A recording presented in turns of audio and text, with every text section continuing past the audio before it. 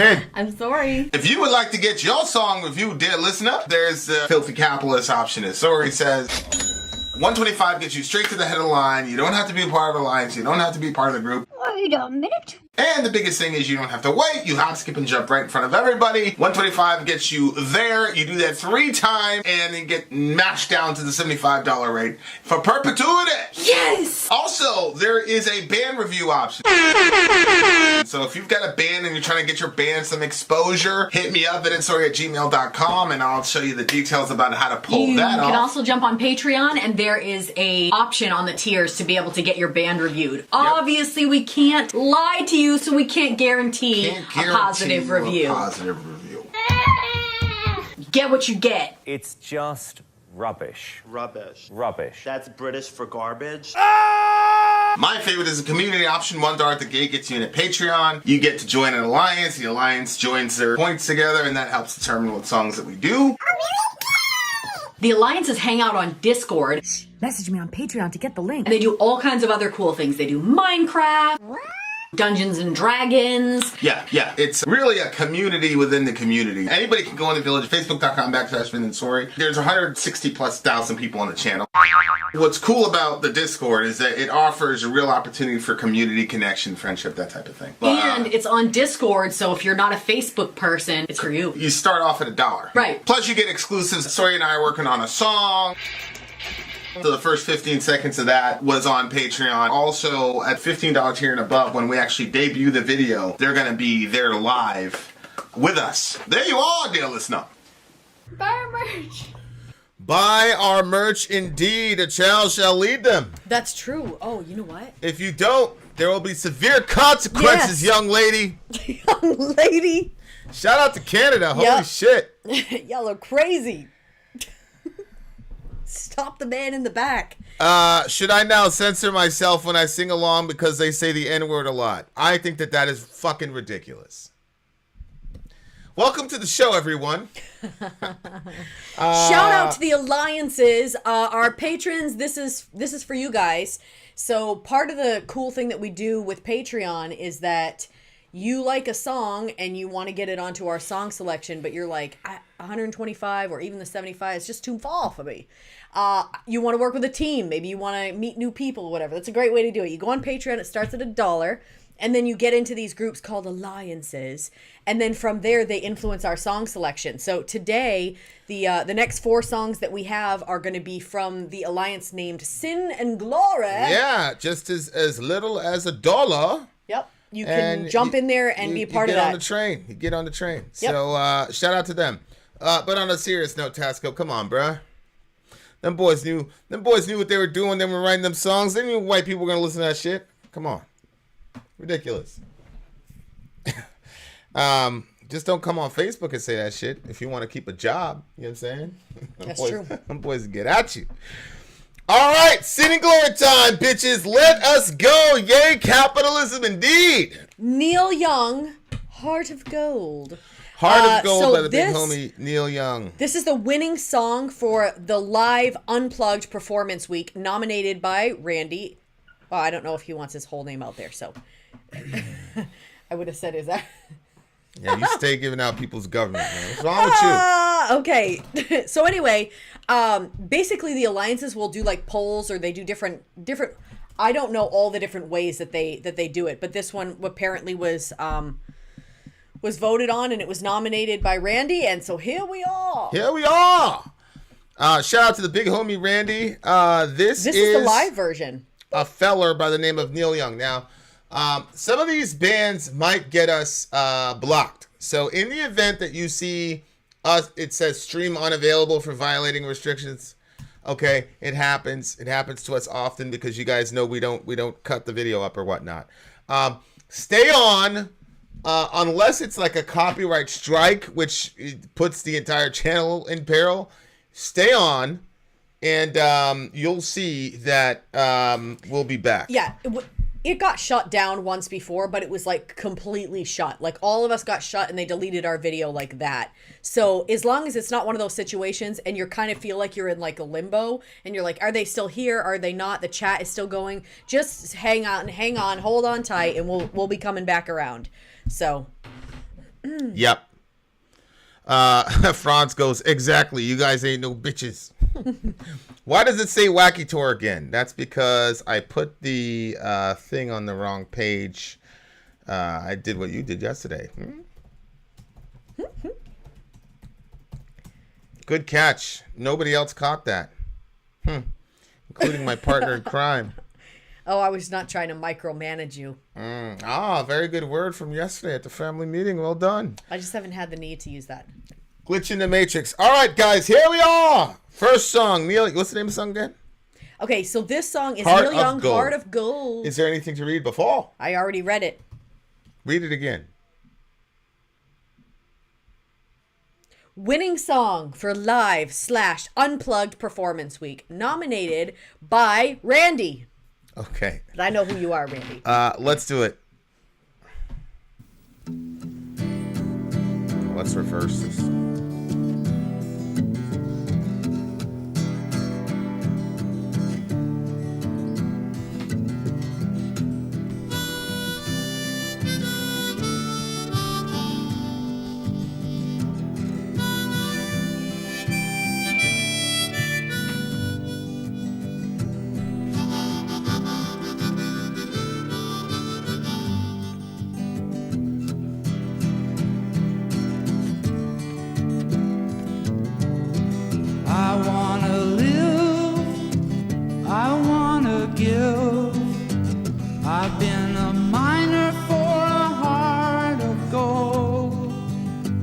It's these expressions I never give that keep me searching for a heart of gold. And I'm getting old. Keep me searching for a heart of gold. And I'm getting old.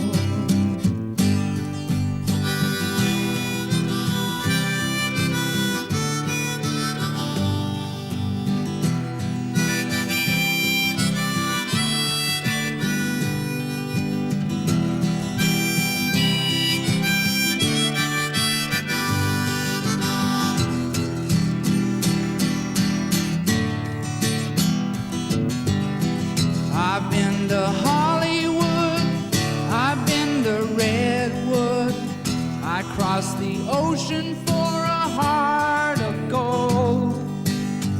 I've been in my mind, it's such a fine line that keeps me searching for a heart of gold. I like this guy's And voice. I'm getting old. Me searching for a heart of gold, and I'm getting old.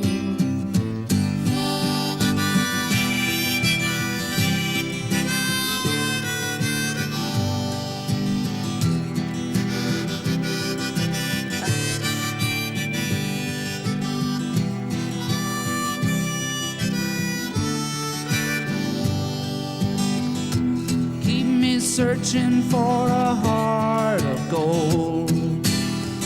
You keep me searching and I'm growing old. I've been a miner for a heart of gold. Keep me searching for a heart of gold.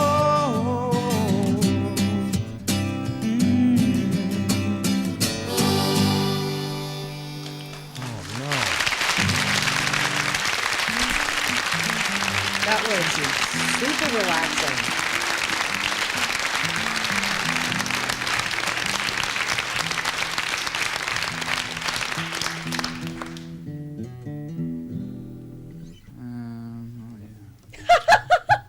What? He changed his mind?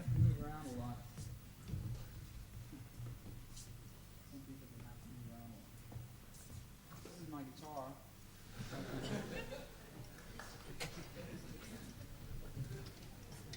I want you all to meet my instruments.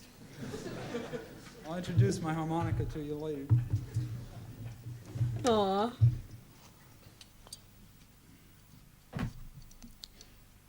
All this stuff, this equipment here. I'm really glad for this part. See his person. Yeah.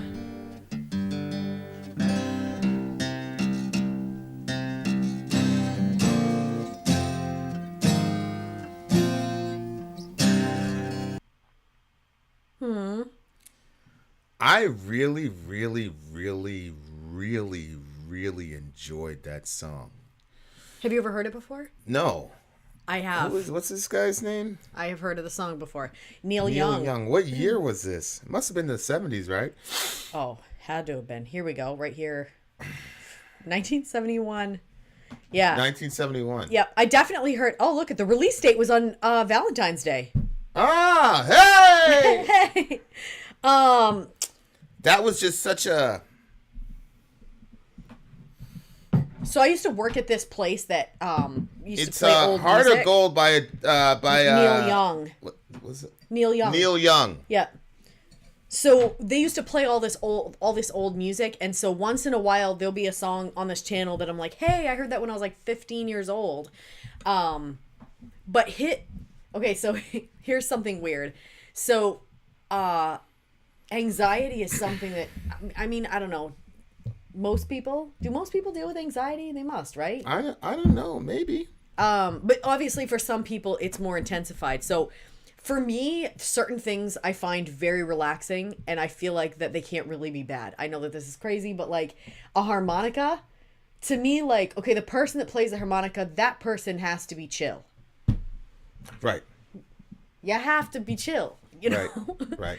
I think that somebody that's not chill could like play it, but as far as like really loving it and just like sitting there, like rolling up their pant legs with their feet in the dirt and just playing, just chill, relaxed, it has the same totally different sound, but it has the same feel to me as like reggae, like that sort of chill music. Mm-hmm. Hello from Deutschland. Shout out to Deutschland. We still love you, Germany.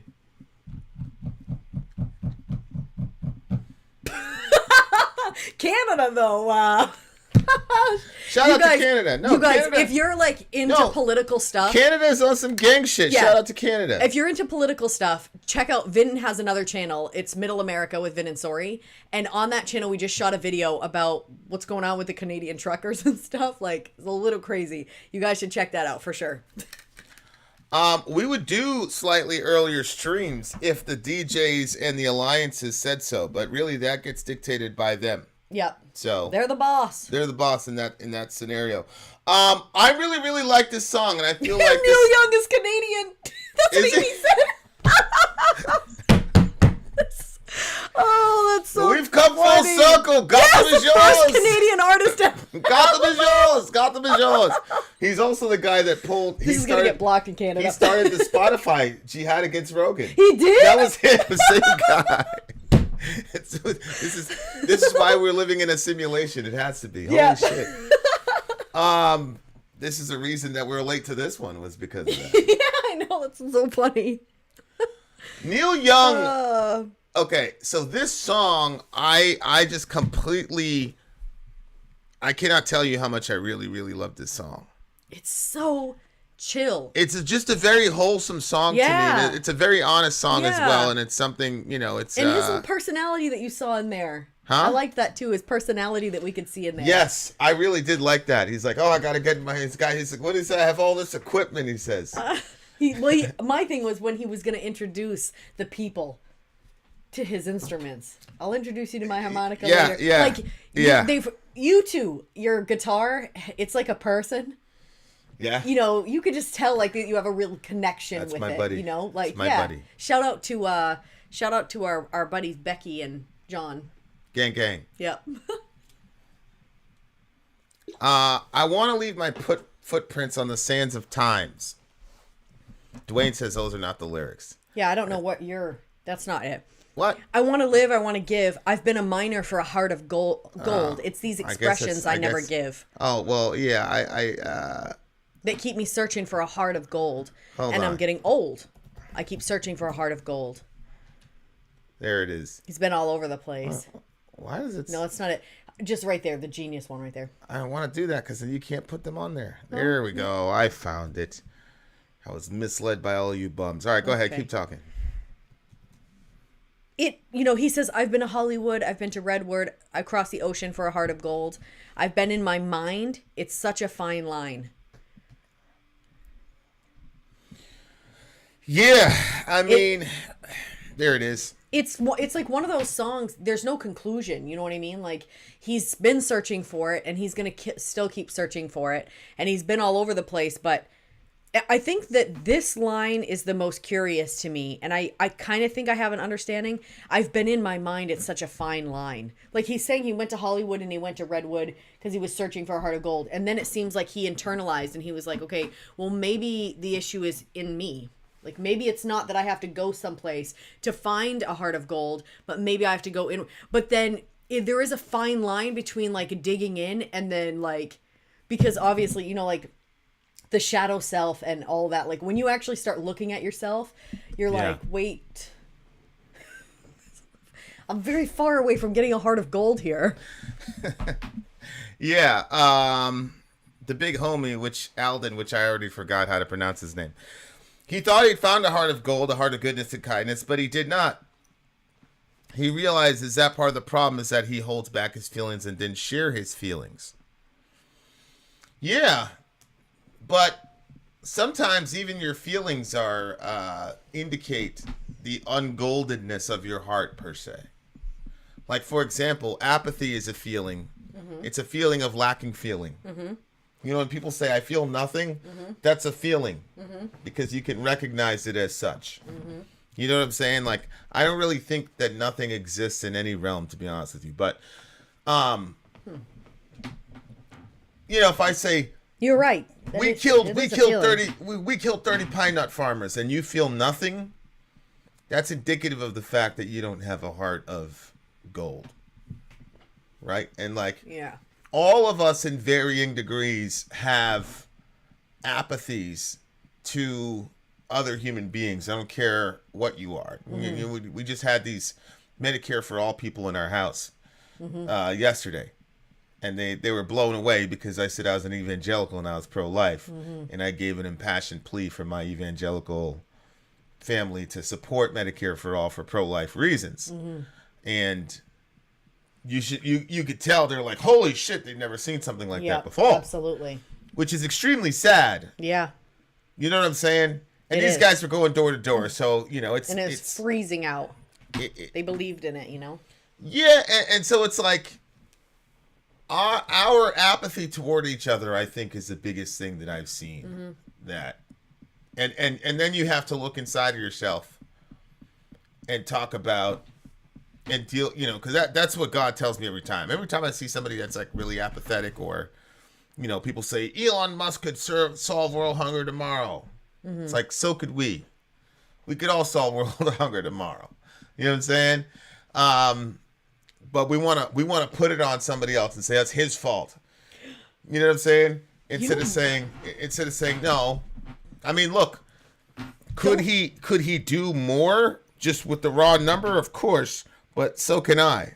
Don't you think that the person that says, well, he should take care of the problem, the very fact that you said that statement to me is indicative of the fact that you're not doing something to help take care of it.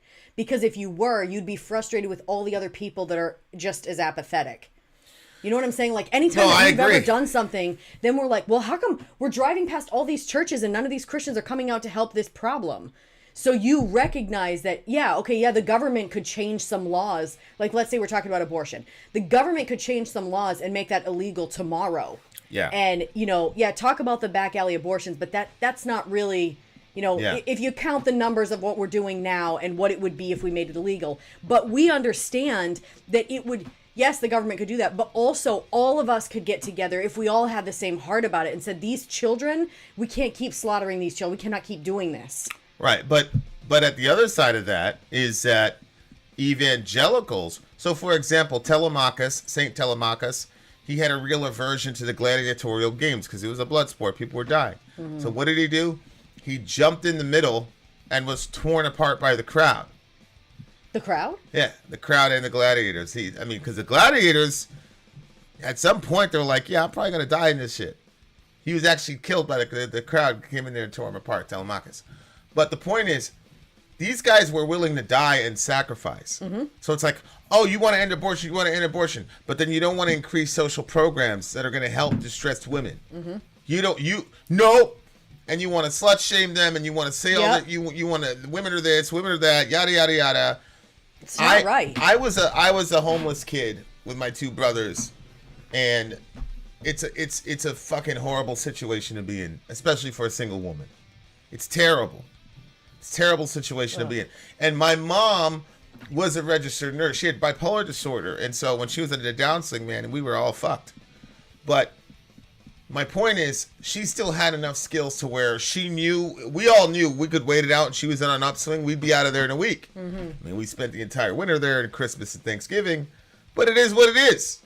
But my point is, that's what I'm talking about with our apathy, is like, I don't even understand why most of these dudes are pro-life, to be honest. Or I don't even understand. I can't really comprehend the pro-life movement right now, because when you talk to them about, let's expand past helping women in dire situations. When you talk to them about Medicare for all, you say, look, people are dying at 28 years old because of a lack of insulin. They have the coldest, most unbelievable, unfeeling, apathetic. It's unbelievable. Well, what was he doing as a waiter at 28? Haha. I mean, he deserves to die. Like all these weird, horrible jokes, and just personal responsibility. You know, like this Ayn Randy and on crack type of. You know what I'm saying? Like, and I'm like, whoa, bro! Like you were just going crazy over the life of this child. Like. But his dad could die of diabetes and leave us. You don't care? So let me get this straight. The woman has a child. The dad dies of diabetes because he ages out of insurance. Now this woman's a single mom, and you don't want to give her any extra social safety net. But you're pro-life? Like, I don't even understand the movement at this point. Like, to me... No, I agree with you. This shit is a no-brainer. It's a no-brainer to me. It's a no-brainer to me. I agree with you. You talked about this with the lady, with the... You know, when you were talking about, Medicare for all, and she's like, well, God wants us to be wise with our money. And you're like, Good stewards. Good stewards. And it's like, they'll come up with every reason in the book not to part with their capital. And literally the post said that we should spend our time trying to figure out ways to make it work instead of sitting around talking about all the reasons why it can't. Why it can't work. And then she went in there and did the exact thing that I was saying we shouldn't do. She started listing off all the reasons why it couldn't work. And then I had to know. I said... Are you a Christian? I know. And she didn't end up answering that question, but it became apparent that she was because of the way she was using the Bible. But I was like, why is it that it's the same conversation when I talk to other evangelicals? We're Christians, but when I talk to other Christians, it's so cold sometimes. The stuff that they say, I don't understand how they can be so cold. And I'm sure there are other communities that are cold-hearted or whatever. But we're interacting with our own community. It's the same thing when you were talking about with the kids at the border. Yes, that's I know that they're stacked in my mind. It's like, well, why were they breaking the rules? Well, they should have come in according to the law. Who gives a fuck?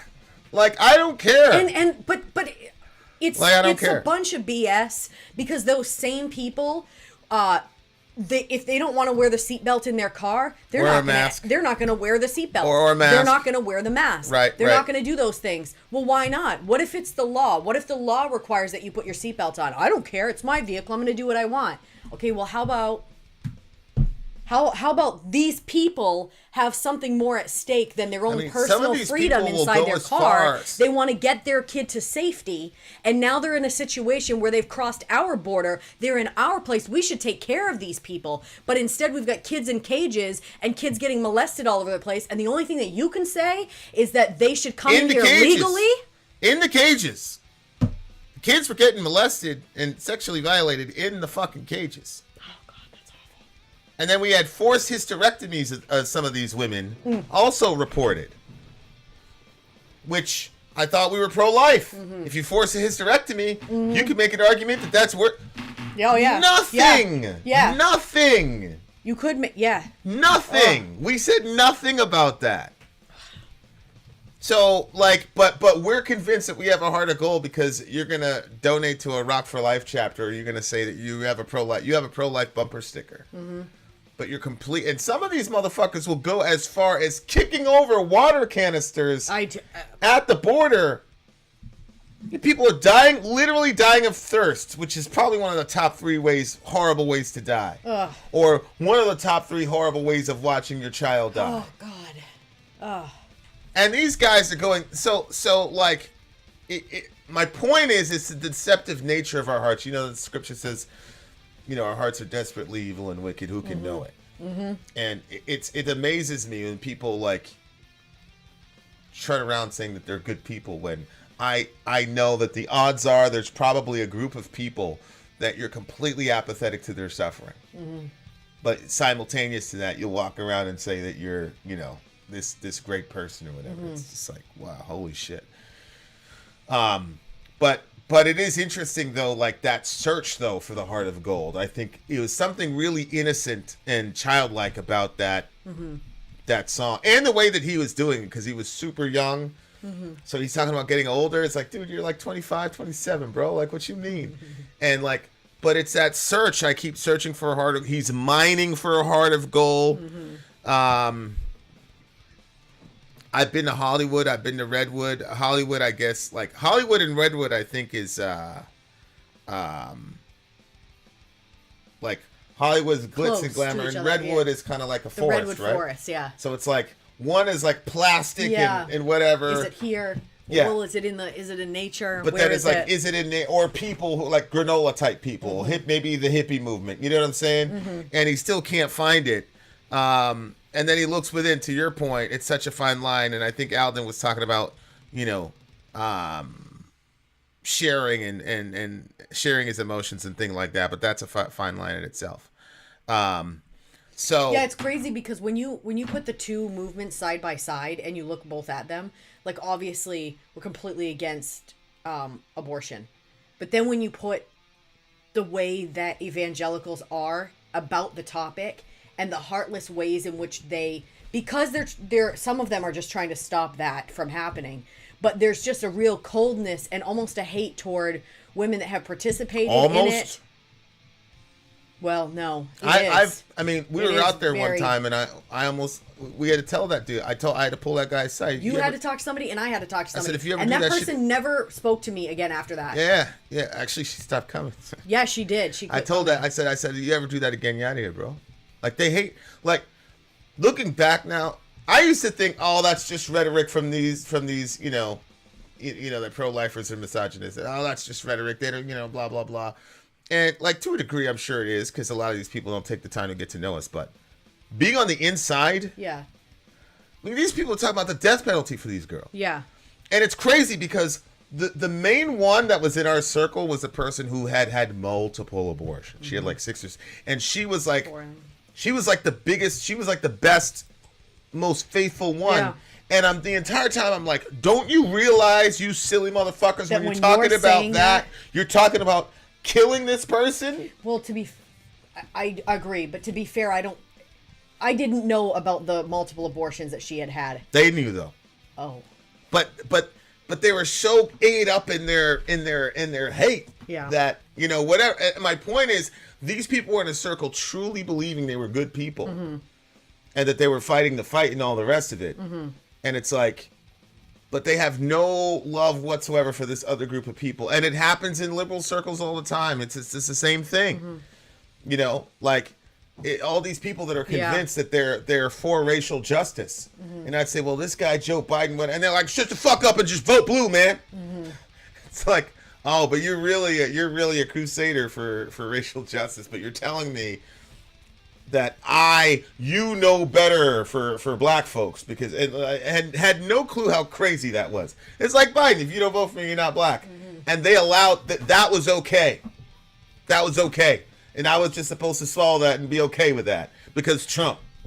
You know what I'm saying? And it's my point is all of us are like that. Like I have blind spots and apathies all over the place. And with the help of this channel, we've been able to do a lot of really cool stuff for sure, for people. For sure. And the crazy thing is, I don't want to put a number on it, but I really feel like this atheist, because the vast majority of our group are atheists and agnostics. Very few of us are Christians in this channel. But together, as a crew, we've been able to accomplish a lot. Yeah. You want to talk about heart of gold? Yeah. And the thing is, like, we say what we have to say about the topic of abortion. 100%. But we, you know, our community gives money to women that have had abortions. Correct. Not for the abortion, but to take care of their other children and to take care of themselves. Like, just because that happened doesn't mean that we're going to completely disregard those people and hate them forever and for all time. Well, you know, we probably incline us more to help you, to be honest with you. Yeah. Yeah. But aside from that, I mean, this particular community, this mostly atheist, agnostic, godless, demonic community has saved people's houses during crisis.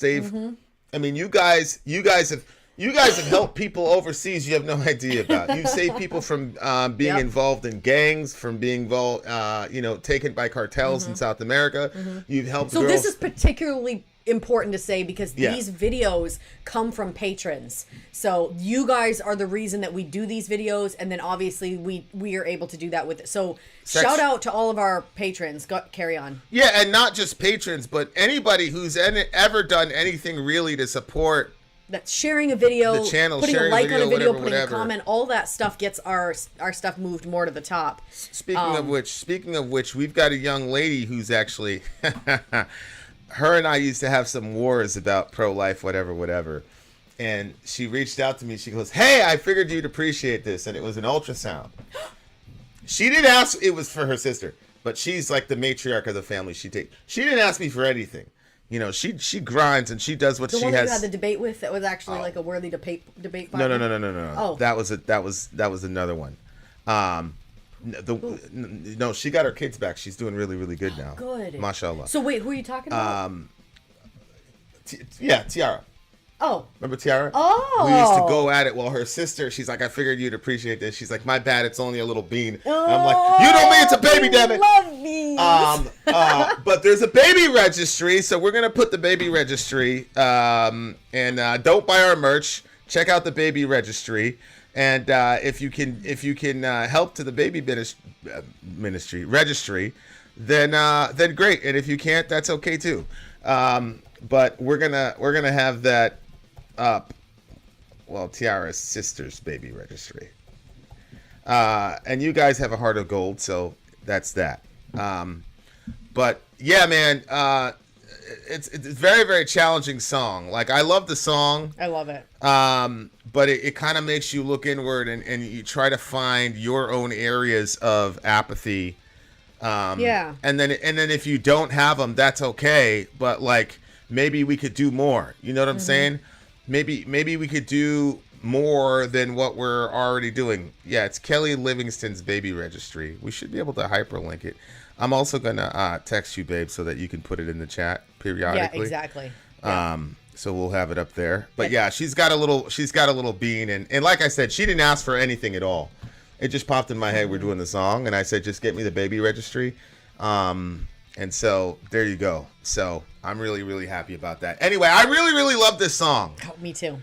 I love this song a lot. I feel like it's probably one of those classic songs. So I'm being really like stringent at my grading. You guys know I'm extremely stringent at my grading now because that's just how it is.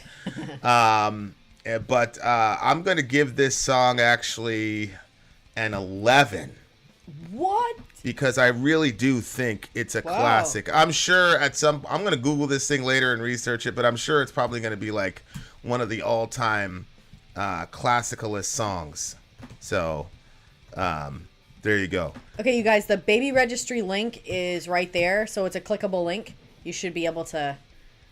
Amy, if you can verify that I did that right and that's correct, the correct link to get to that, that would be great. So I'm definitely... the link is actually also going to be in this video. So if you're watching this later on and you're like, hey, I also want to do that, but I can't really see the chat, look in the description of this video and you will find the link to the baby registry. So I too am rating this song actually pretty high. I'm going with a 10 though.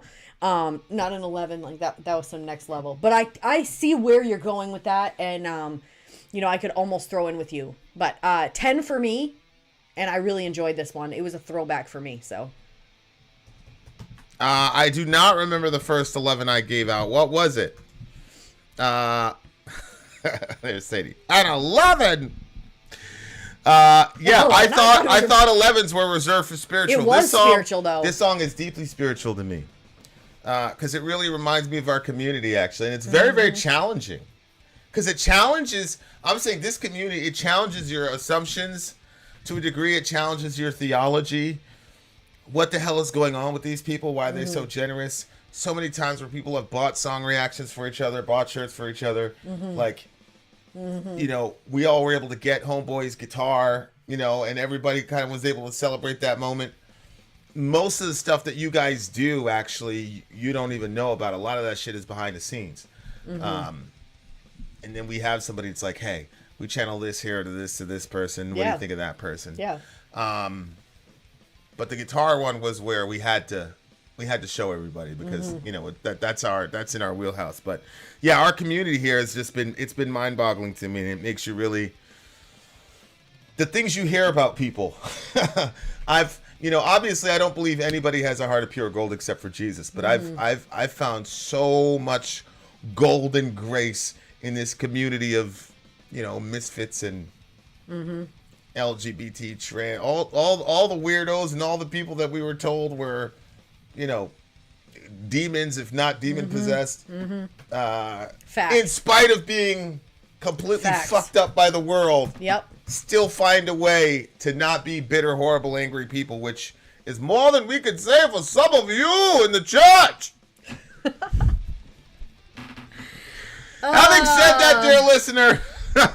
That's a jealous heart, Alan. Having said that, dear listener. Vin out. Sori out. Gone. Yeah, our folks are good. Our folks are.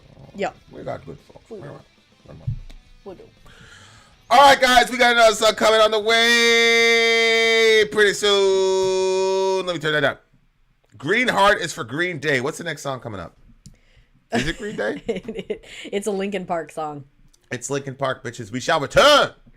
I'm Vin. I'm Sori. If you would like to get your song reviewed, dear listener, there's the Filthy Capitalist option. As Sori says, 125 gets you straight to the head of the line. You don't have to be a part of the alliance. You don't have to be part of the group. Wait a minute. And the biggest thing is you don't have to wait. You hop, skip, and jump right in front of everybody. 125 gets you there. You do that 3 times, and you get mashed down to the $75 rate for perpetuity. Yes! Also, there is a band review option.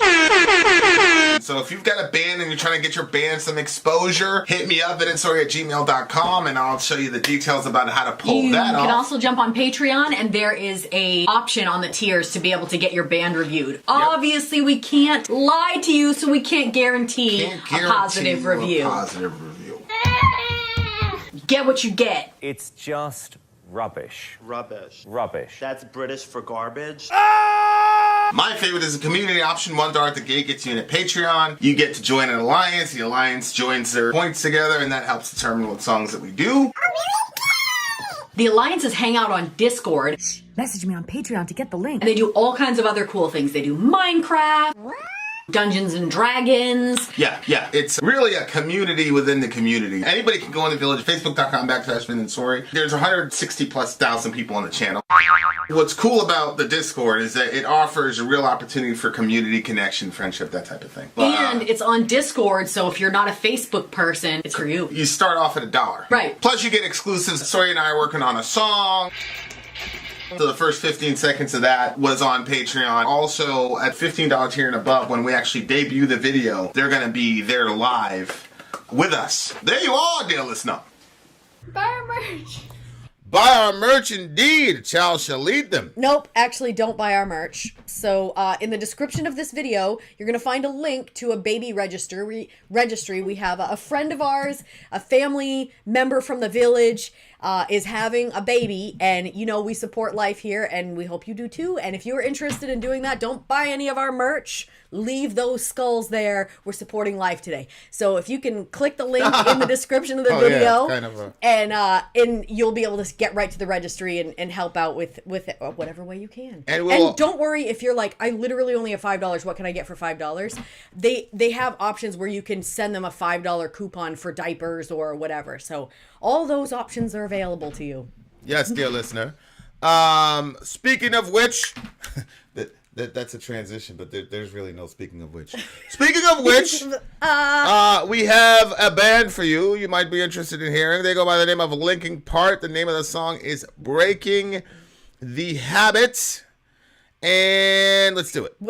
Wait, this is the winning song for their normal Genres Week, nominated by Jose Indigo. All right, let's do it. The video's kind of weird for Linkin Park, but okay. It's a fan video.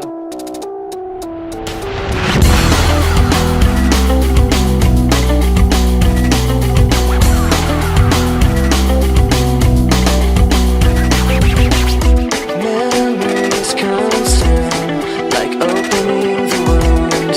I'm picking me apart again. You all assume I'm safe here in my room, unless I try to start again. I don't want to be the one the battles always choose, 'cause inside I realize that I'm the one confused. I don't know what's worth fighting for, or why I have to scream. I don't know why I instigate and say what I don't mean. I don't know how I got this way. I know it's not alright, so I'm breaking the habits. I'm breaking the habits tonight.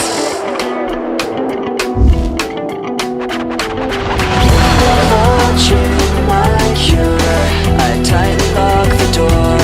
I try to catch my breath again. I hurt much more than any time before. I had no options left again.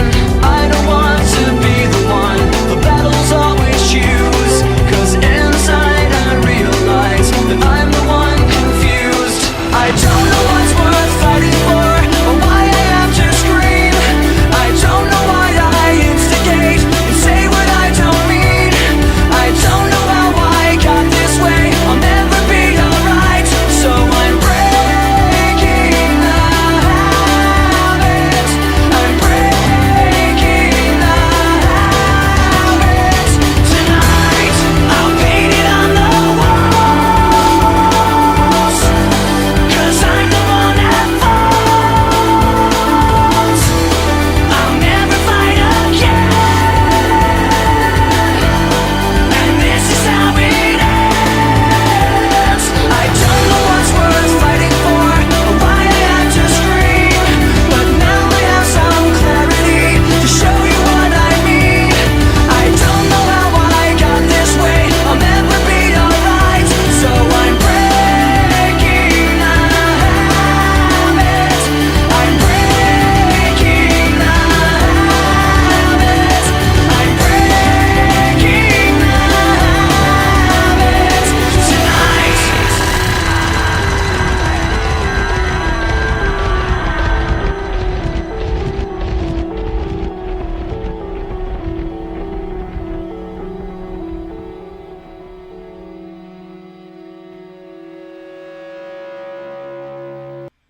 Wow. That's rough, man. Wait, what's rough? I'm missing something. Well, I mean, he killed himself. This In- is Chester. It's Linkin Park. So, like, some of the lyrics are they're very empowering, Yeah. but you know, he Damn. Yeah. you know, Wow. it's tough to for whatever reason. It's a really good song, though. Like, I can see somebody said right before the song started, like, yet another song that helped me. That saved my life. Yeah, that's okay. That's what it was. To save That's my what he life. said. I didn't want to be so Saved- extreme, but I'm pretty saved sure his that's life. yeah. So you know, I could totally see. You know, that really. See, that's the thing with art. You know, when they put it out there for you, so that way you can experience it and feel it with them to the degree that you could be helped by their music, but then they weren't helped by their own music. You know, and it seemed like he was trying to. That's That's pretty painful. That's pretty sad. But I know I'm not going to focus on that side of it. You're welcome to do so. I want to focus on what, the song. I really thought that memories consume like opening the wound. I'm picking me apart again. You all assume I'm safe here in my room unless I try to start again. One thing, here's a funny little story. So I was very depressed growing up, but I hid it pretty well. And my parents were very strict, as you guys know. And you couldn't have anything. Okay, like the celestial sun, like it's in a lot of like new age stuff. I just loved the way that sun was. To me, it communicated. I love the sun anyway. Like, honestly, if there was no such thing as our gods and like there was all the different gods that you could just pick which one you wanted to worship, I'd probably be a sun worshiper because I really like the sun. But you are a sun worshiper. Yes. So those suns and all that stuff, like any of that stuff that could even be perceived as new age, was like completely off limits. So I decided, like my friend, I was talking to my friend about it. She's like, "You are really depressed and you shouldn't have to live like under all those rules that your parents are doing." She's like, "You can either come live with me or you can paint your entire room black and lay in your bed." And I thought to myself, "Ooh, that sounds like a horrible plan. I don't think that would work the way I think it would." Secondly, I couldn't bear being in the black room with the shades drawn. Like, that was just too much for me. That would have been heaven for me back in the day. I couldn't do it. She's like, "I'm telling you, it'll work." But instead, I was like, you know what? I'm just going to do my version of that. So I got a bunch of markers and I drew all over my walls. Like, my parents, they were so strict. This was like completely, I thought they're going to come unglued. And I couldn't wait for it because I locked that door and I mean, the sun, it was bigger than this wall, like behind us. It took up the entire wall. And I wrote some stuff beside it because I loved quotes. I got a bunch of quotes. I put quotes all over my wall. Honestly, if I walked in and my kid had done that, I would be actually extremely happy because there was a lot of hope, like, but they didn't really know where I was. I don't, like, as far as like emotionally. My mom kind of had an idea. Well, anyway, so I painted this all over the walls and I thought for sure that they were going to like, my dad never said a word about it. Not one single word. And then my mother went out and bought me a blanket with that sun on it. I was like, that didn't work at all like I thought. Now she's supporting it? Well, maybe they weren't as restrictive as you assumed. No. Oh, my father was not happy about it. I knew that. But he didn't say anything to you. But I'm sure my mother said, "Babe, you got to just let this go. You better let this one go. Just let this one go." So that was kind of like when he said, "You'll all assume I'm safe here in my room." That was, I'd go to my room and I was having like a really hard time or whatever. And that was, I concocted a number of plans for, the ending of my life in my room. And so I wasn't safe necessarily because I was in my room because I was alone and I was thinking, but, I'm still here. Mashallah. So, yeah, so I really like this song because he says, "I don't know what's worth fighting for or why I have to scream. I don't know why I instigate and say what I don't mean." And what did you get from that part of it? I think, when you're in a depressed state, some people, they there was a guy in here and I knew he wasn't going to last very long. In the chat? Yeah. Oh, okay. But a lot of times people misinterpret depression for aggression. And so a lot of times depressed people will create conflicts with people, especially if they have a comorbidity of, let's say, a borderline personality disorder, for example, which normally comes with some sort of depressive byproduct or comorbidity. Yeah. And they'll instigate problems with people. They'll start fights with people. They'll do all that to maintain isolation because they've gone through a cycle of isolation. They keep losing people, whatever. You see this a lot with adopted kids, foster kids. This is interesting. Because they're so used to losing people. This is new information. They're so used to losing people and being isolated that they get depressed and then they feel isolated. And then people will try to enter into their world to get them out and they will react against it. And so they'll create problems and conflicts with people so that they can remain alone. So that because the up and down of maintaining relations, like I've got one person in my life where it takes a lot of energy to maintain the relation, and it's not the person you're thinking about. it just takes so much energy to maintain the relationship, so I just avoid him. And when I have enough, I mean, now I realize what's happening, so I just avoid him. But before, I would have just lashed out at him. The once a year we talk, whatever, not just like lash out at him because I'm. But yeah,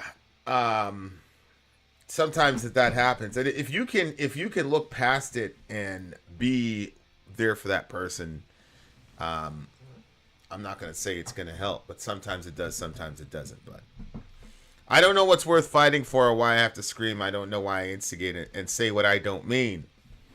I don't know how I got this way. I know it's not all right, so I'm breaking the habit. I'm breaking the habit tonight. And that could be a good statement, but it doesn't necessarily mean that that's a good statement either. You know what I'm saying? Mm-hmm. Thanks a lot, Vin. Now I know why you avoid me. BS. Clutching my cure, I tightly lock the door. I try to catch my breath again. I hurt much more than any time before. I had no options left again. Yeah, I'm not sure. So when he was singing this, I kept going back and forth with like, is this an empowering song?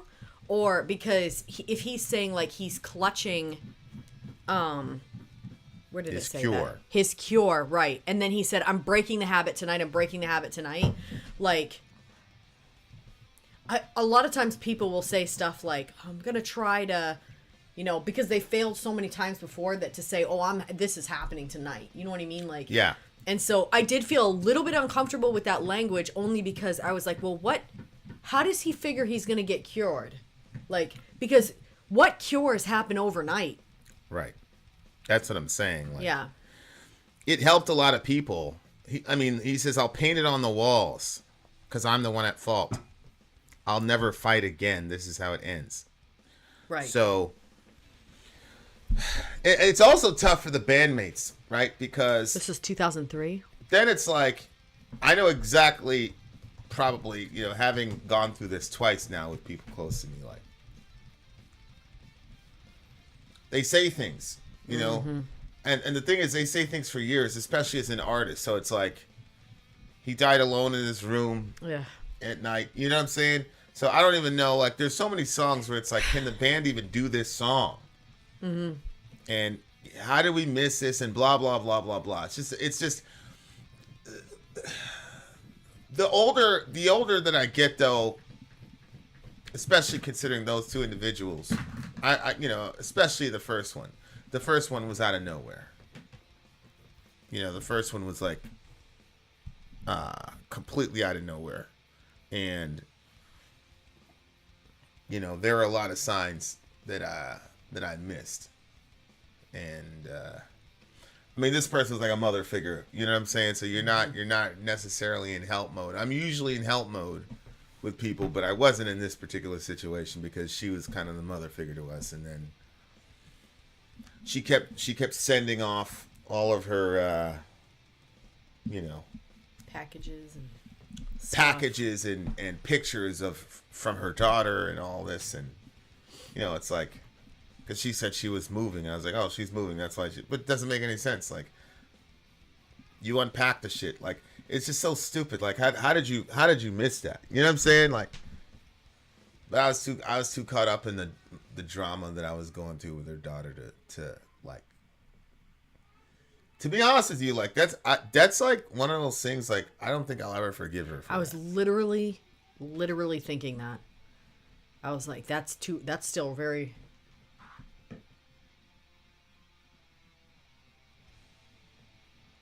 Yep. Like, why couldn't you just, like, chill with the drama while your mom was sending all this shit? But at the same time, like, I don't know, it's just a miss, man. I just missed it. Unbelievable, but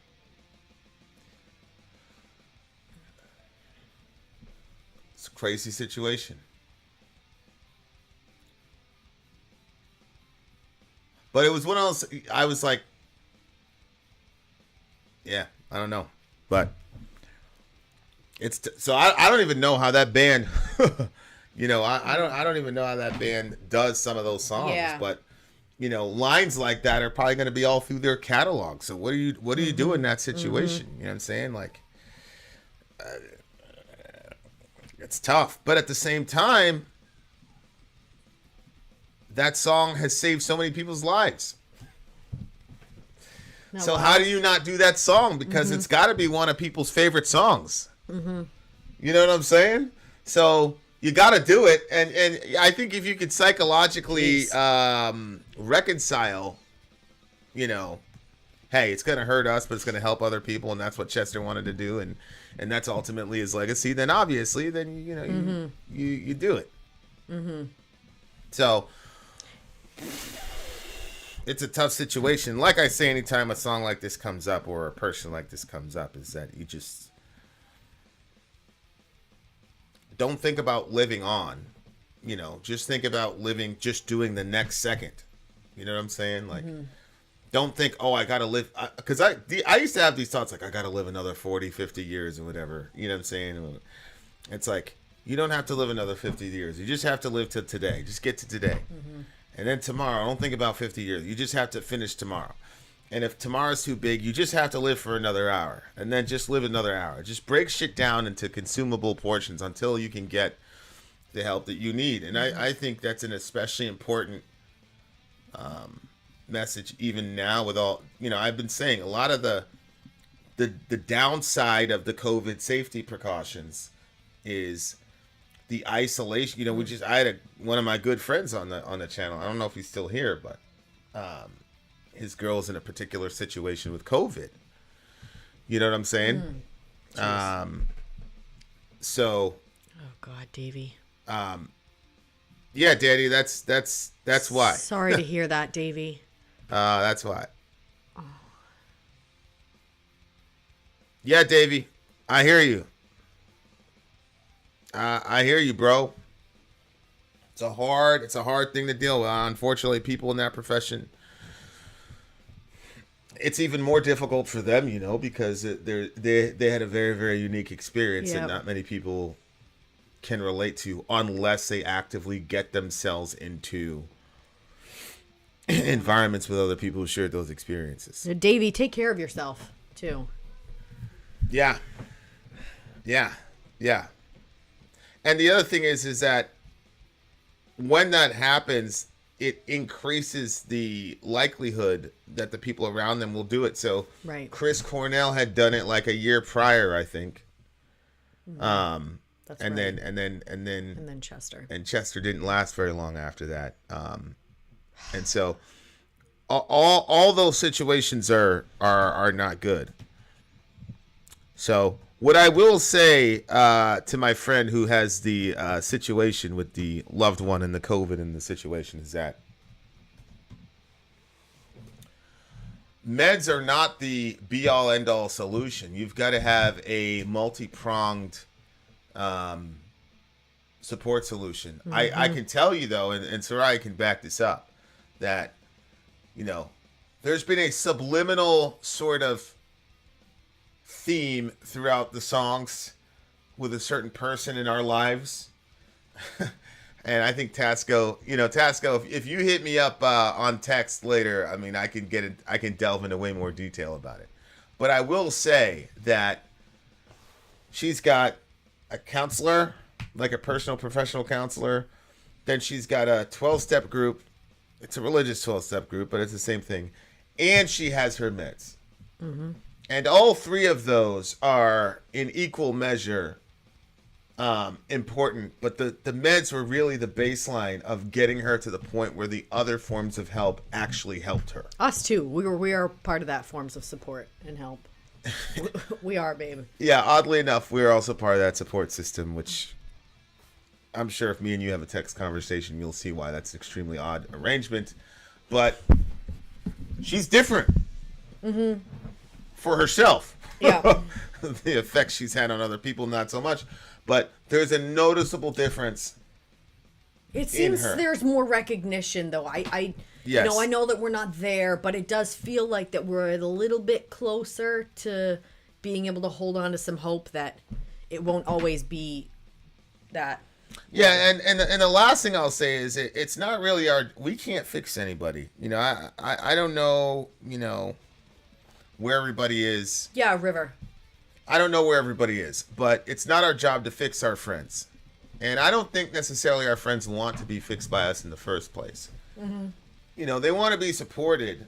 They want to be surrounded by love. And I know that sounds corny, but it is what it is. But I don't necessarily, like when I was in the depths of hell, my mom was there and she didn't fix me, and I didn't want her to fix me. Mm-hmm. I didn't think I could be fixed. Yeah. And to a degree, some things can't be fixed in this life, but, and I would just be honest with her and say, I can't fix you. I'm going to help you. We're going to get through this. Inshallah, she'll let you talk to the doctors, and you know, I think the medical route is the first place to go, understanding that it's the first place to go. Mm-hmm. It's not the first and last place to go. It's the first place to go, in my opinion. And then get her around some community and find some ways to support her. I don't know what the mandates are at your place, but it is something that we all need to think about when we think about these mandates. Human beings do horrible in isolation, and so does God, by the way. That's why he's a Trinity. But that's a different subject. Obviously, a silent count for me. Really, really good song. Rest in peace to Chester. Rest in peace to Chris Cornell. Rest in peace to Kurt Cobain. And all these guys who really, before they left, saved a lot of people. And so we commend them to a merciful, just and loving God. Okay, what do you got? So apparently Amy of Evanescence wrote a song called Imperfection about Chester's death for all the fans who were grappling with similar emotional issues. That's really commendable. I think that's, so I had an honorary mention to her for doing that. I hope that sometime somebody requests that song, because I'll definitely like to hear that. She's a goat. Yeah, that's pretty good. I like that, some support within the community. Okay, so for me, this one would have, I think, silent count because of the sacredness of the story and where it went, and you know, those suffering, and Davy's friend, and so silent count definitely, but very, very, like, just, it was a really good song, and I really liked what they did with it. I was enjoying it a bunch, and I appreciate, like, the, you know, if you look at the song positively, I think that it has a good message, like, okay, I'm gonna overcome this, like, not to kind of get drowned in hopelessness. Yeah. So silent count for both of us, and shout out to Sin and Glory for this pick, guys. Don't forget, we have a baby registry for a friend of ours if anybody is interested in. That's what that thing is down there. Yeah, and the link is in the description of this video, and it's also in the chat right now. Yeah, it's a good song. Yeah, it's an it really is. song. And I think that it would have been completely different if Chester was still with us. You know what I'm saying? 100%. 100%. But it's okay. Because he's not, you start second guessing and you start relooking, and you're like, oh, I wonder what that meant. Holy cow. You know, it's. Right. Or assuming you know what this or this meant, which it could have meant something completely. That's the other thing about writing music, is sometimes the meaning of the song actually evolves with your life. Yep. Yep. So there you go. But there you go. All right, boys. Vin out. Sori out. Gone. All right, guys. Commercial time. You know what that means? We're going to know the song. We're coming out of the way. I'm Vin. I'm Sori. If you would like to get your song reviewed, dear listener, there's the filthy capitalist option. As Sori says, $125 gets you straight to the head of the line. You don't have to be a part of the alliance. You don't have to be part of the group. Wait a minute. And the biggest thing is you don't have to wait. You hop, skip, and jump right in front of everybody. $125 gets you there. You do that 3 times, and you get mashed down to the $75 rate for perpetuity. Yes! Also, there is a band review option. So if you've got a band and you're trying to get your band some exposure, hit me up at insori@gmail.com, and I'll show you the details about how to pull that off. You can also jump on Patreon, and there is a option on the tiers to be able to get your band reviewed. Obviously, we can't lie to you, so we can't guarantee a positive review. Get what you get. It's just rubbish. Rubbish. Rubbish. That's British for garbage. My favorite is a community option. $1 at the gate gets you in at Patreon. You get to join an alliance. The alliance joins their points together, and that helps determine what songs that we do. The alliances hang out on Discord. Message me on Patreon to get the link. And they do all kinds of other cool things. They do Minecraft, Dungeons and Dragons. Yeah. It's really a community within the community. Anybody can go in the village, facebook.com/Vin and Sori. There's 160,000+ people on the channel. What's cool about the Discord is that it offers a real opportunity for community connection, friendship, that type of thing. And it's on Discord, so if you're not a Facebook person, it's for you. You start off at $1. Right. Plus you get exclusives. Sori and I are working on a song.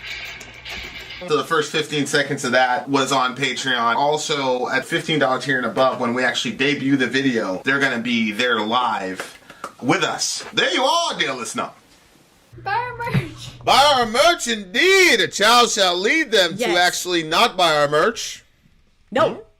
But instead to participate in a baby shower that we got going on in the village.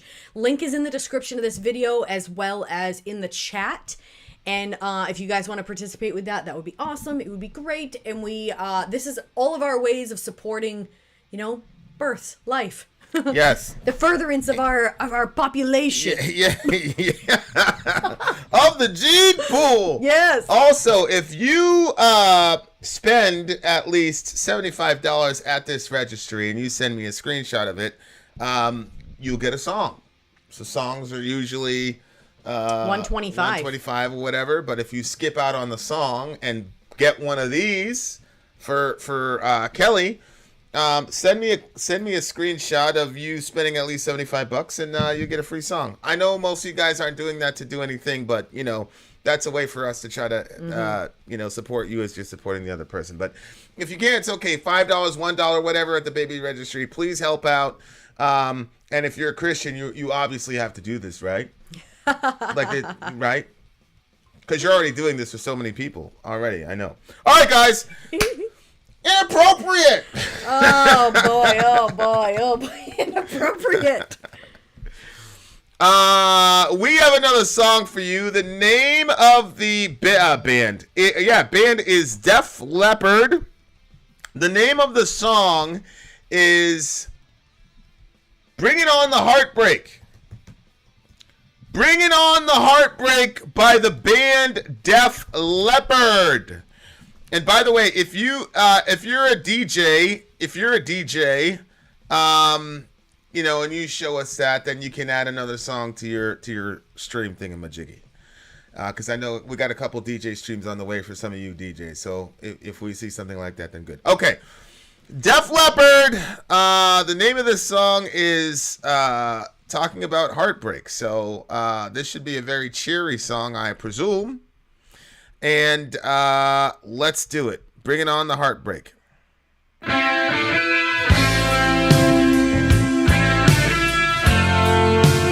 Okay.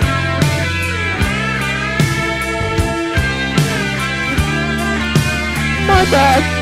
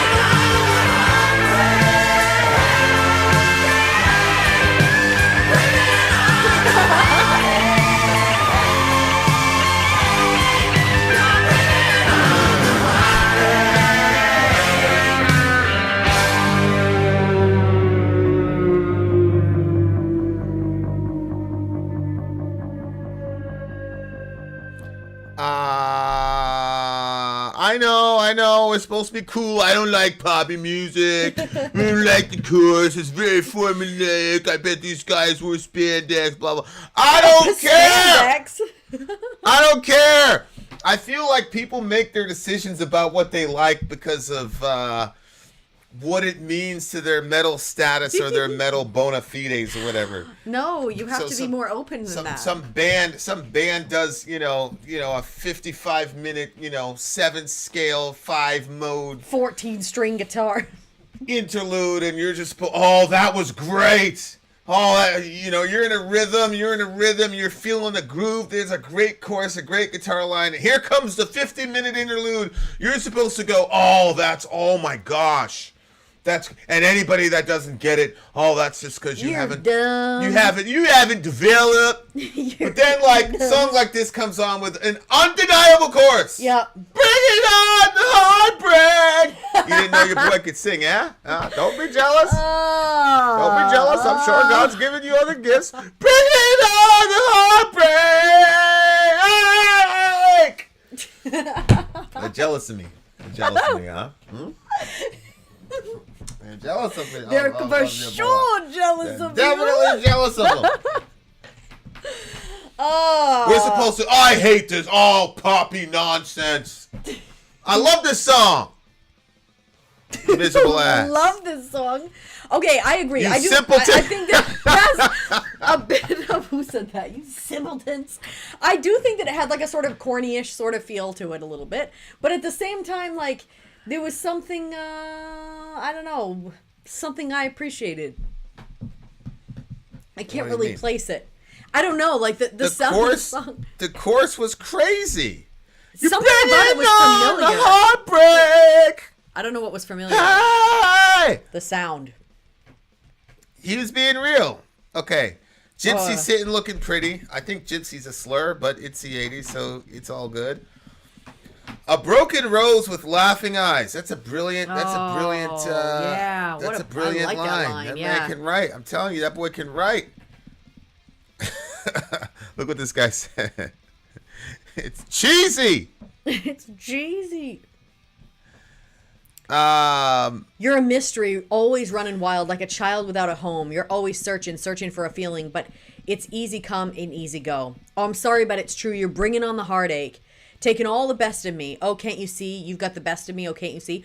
I was talking to somebody, and it's really crazy to see, one, how human beings can suffer such atrocities and be able to come out on the other side of it and still have hope in love. Unbelievable.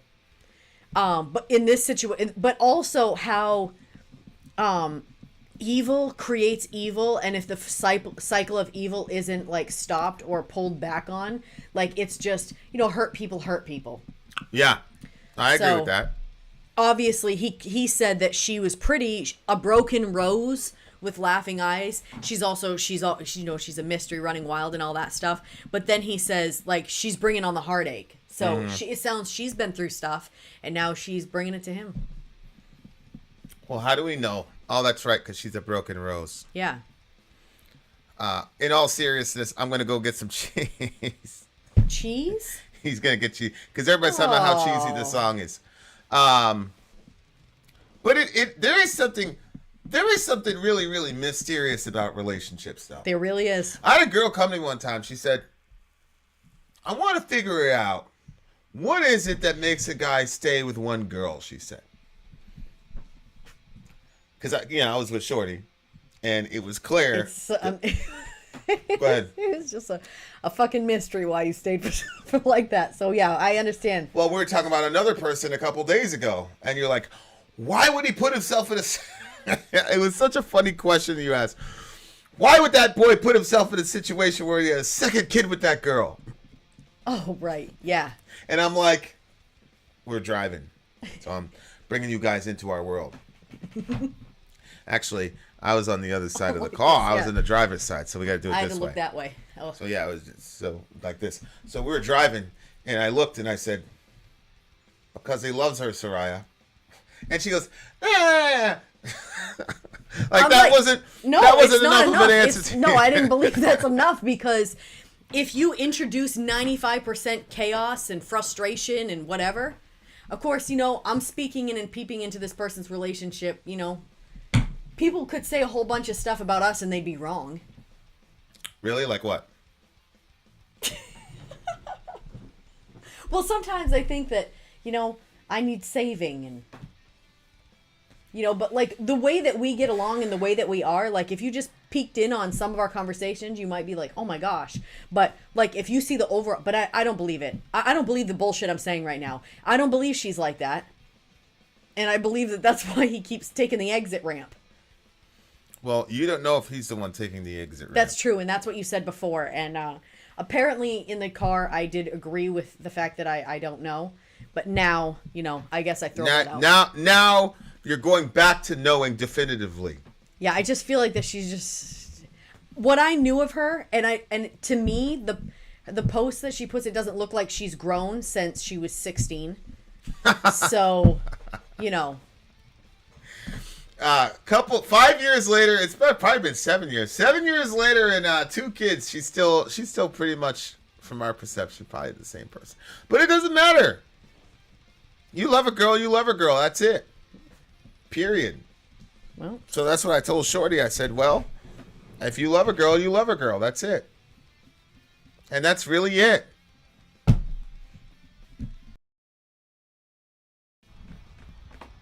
I don't understand. I don't understand it. And the more I try to understand it, the more confused I get. Because, like, there's, you know, what I don't understand, like, if I'm looking at your, well, see, we're not going to go into the minutia of your relationship, but, like, I can see why somebody would love you, and I can see why somebody would love me, but I cannot, that one, that's a hard one. Which that's one? a real C hard or one. L? Both of them.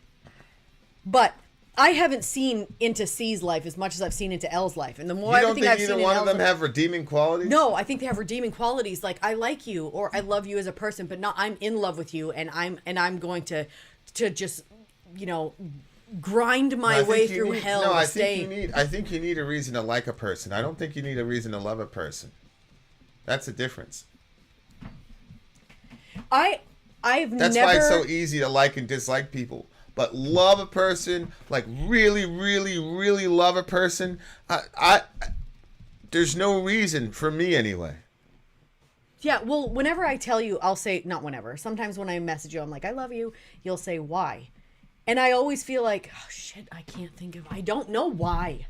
Like, there's reasons why I love you. But like the actual starter reason, it's inexplainable. That's what I'm saying. That's what I just said. It's a mystery. That's what I'm saying. Yeah, I know, but I can see by why you as a person have something. Has, you know, something that I'm like, this is inexplainable. Oh no. What do you mean? You would see?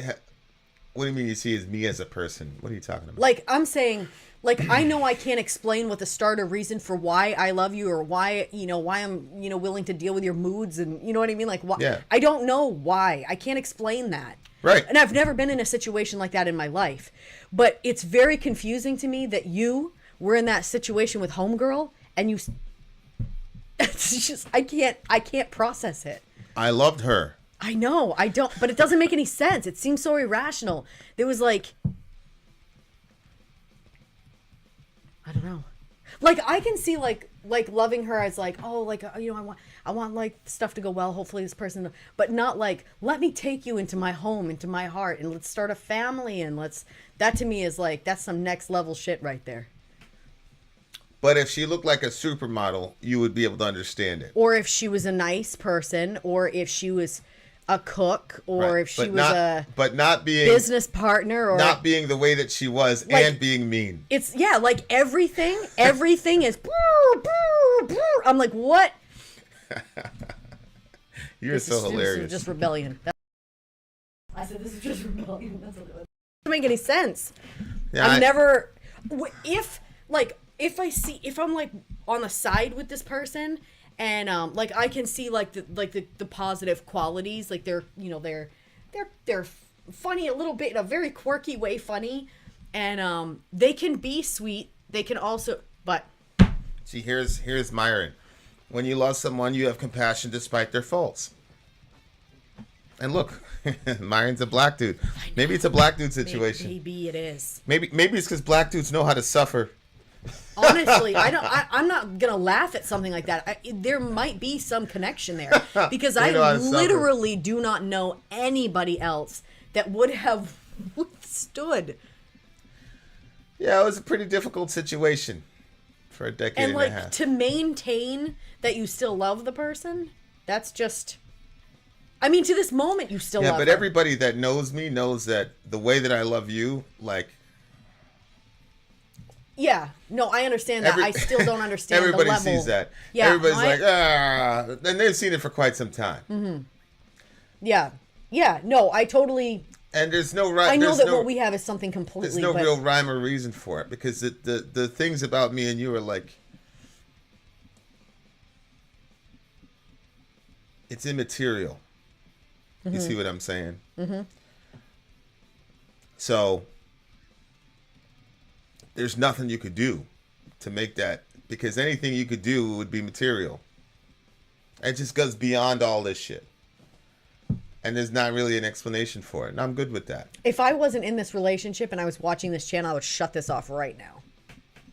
How come? Because I wouldn't want to see somebody else that was like, I'm in a very lucky position. I mean, yeah. I mean, there's lots of dudes that love their... I just think that you're just raised in a really conditional environment. Yeah, but I don't think it's just that. I think that if you're somebody that's perceived as attractive or beautiful or whatever, then people can't get past that to actually, Yeah, what did Kevin Samuel say? I mean, you're cute. I've been around a lot of beautiful women. But see, that's the thing. Like, you've literally seen the worst sides of me. Yeah. So, it's endearing. Yeah, it's true. Sometimes, like, I cannot. You think it's very interesting. I'm very lucky. Well, it is endearing because it's a real moment. You see what I'm saying? Is that what that look is? You always get such an interesting look. It's a real moment. It's like, oh shit, she went after me in the mall. Well, she's not pretending. Like, this shit is real. Okay. Yeah. You know what I'm saying? Yep. That lady was like, I think she's gonna come after you. You were like, no. I was like, nah, she ain't gonna do that. And you were like, boom, boom, boom, sidearm, secondary, That history that I know now. click. It would have come out. Yeah, it would have. It would have been recorded, and I probably would have been arrested. Yeah, you would have been arrested. I'd have bailed you out. What do you give the song? Okay, I mean, it's fun, but it's not like 7.9. 7.9? How dare you? How dare you? I feel like they're hitting us with all classics today. This has got to be a 9.3 for me. It's got to be a 9. It's got a 9.3. Davey's like, you rated the Beatles song 3.5. And people they're never going to forgive you for that shit. Thug Sori is Thug Sori's, yeah. No, really, Thug Sori, that was some real gangster shit that happened.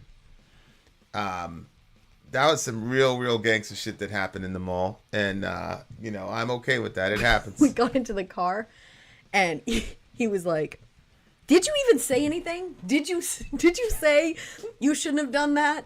No, I didn't say that. Or did I assume you were gonna say that? And I was like, "And don't even say I shouldn't have done that because I don't care. I don't give a fuck, and I'm not gonna change it. And I don't feel bad for it at all. I'm not apologizing or anything." Yeah. I said I never said that to you, bro. I never said that to you. I don't like you. What's funny? I don't like you walking outside unattended. Unattended. Especially when you're angry because you got that heavy walk.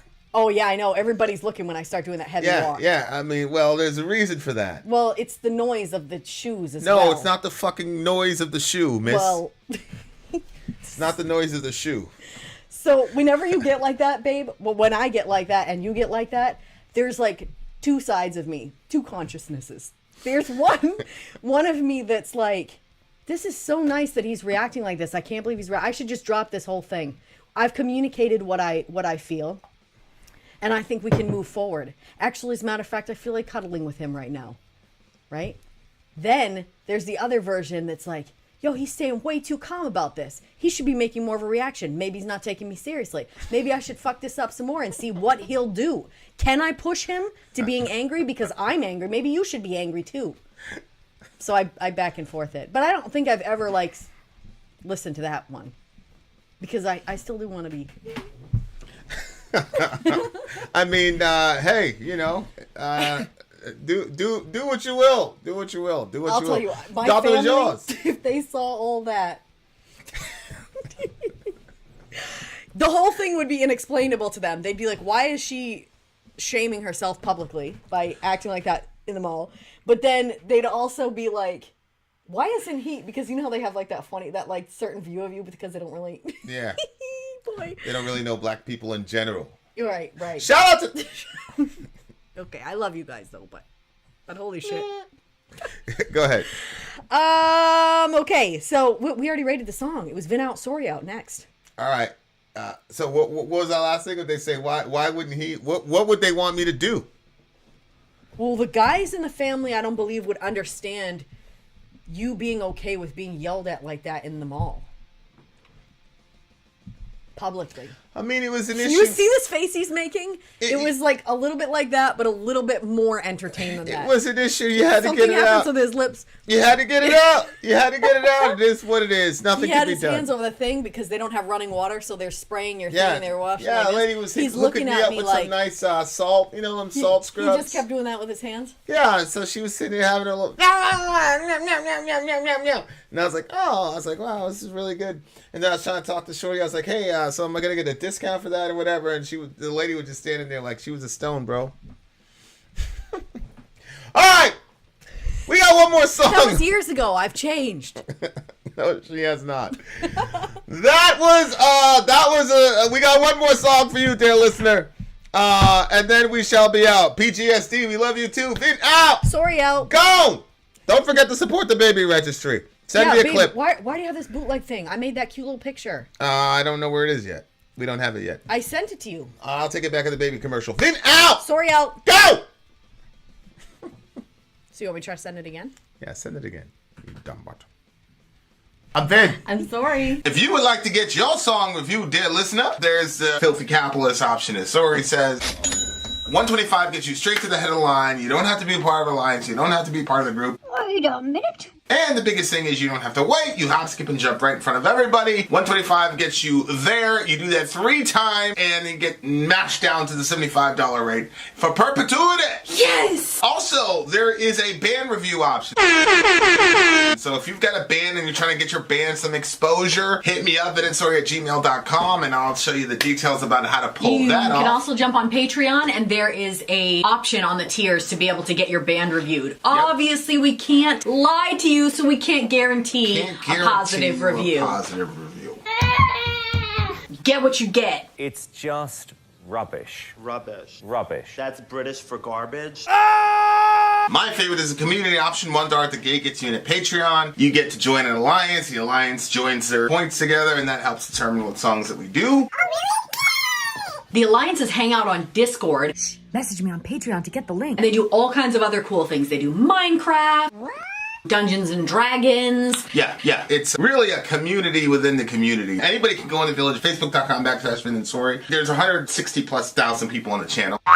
What's cool about the Discord is that it offers a real opportunity for community connection, friendship, that type of thing. And it's on Discord, so if you're not a Facebook person, it's for you. You start off at $1. Right. Plus you get exclusives. Sori and I are working on a song. So the first 15 seconds of that was on Patreon. Also, at $15 tier and above, when we actually debut the video, they're going to be there live with us. There you are, dear listener. Buy our merch. Buy our merch indeed. A child shall lead them. To buy our merch. Actually, don't buy our merch. Right, You see don't. down here, and I'll get it to you in a second. Okay? There you go. You gotta get rid of that other one. Really? Yeah. Can't we do them both? What? No. That other thing is tacky looking. Just put the little baby. Buy me a onesie. Says the links in the description. Fine, you brat. Make that bigger. Okay, so we have a young lady who is pregnant. She has a pregnancy, and you guys know how we get down. We love babies out.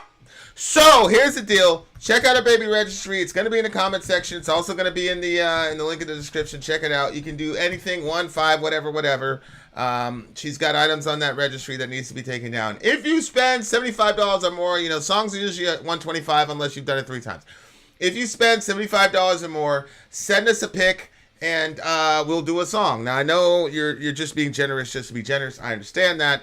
But this is our way of being generous back to you for being generous. So if you send us a pic of $75 receipt or something like that, we'll get you a song. But forget about us. Like I said, $1, $5, anything helps. So we can get shorties. The baby is currently in the bean stage at the moment. The bean stage. So, inshallah, by the time the baby's ready to pop, that mom will have everything that she needs. Now, when we were told about this, she didn't ask her sister, because they know how we are. Her sister and I actually used to go back and forth about pro-life issues. She goes, I figured you'd like this. So she sent me the thing. So she didn't even ask. They're just used to grinding out and taking care of themselves. But I did ask her permission to post the baby registry and stuff on the channel, and she graciously said yes. Having said that, we are listening to a band by the name of Green Day. Green Day is the name of this band, and the name of the song is what? The name of the song is Longview. Longview. Oh, this is the winning song for their Free for All week, nominated by Robert. Shout out to the big homie Robert, wherever and whoever you are. Green Day, Longview, let's go. Thanks for being a patron. Oh, it sounds like a disturbed bass drumming.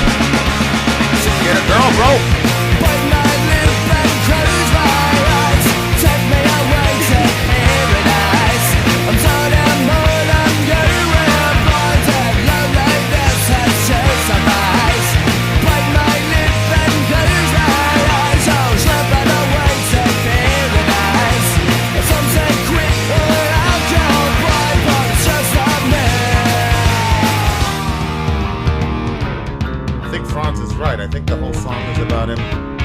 touching himself. About what? I think it's about him touching himself, I'm pretty sure. The whole thing? Yeah. No. Some say I'll go blind, but it's just a myth. Some say I'll go blind, but it's just, isn't that what they say? You'll go blind if you, that's a, if you keep doing that, you'll go blind. That's what people used to say.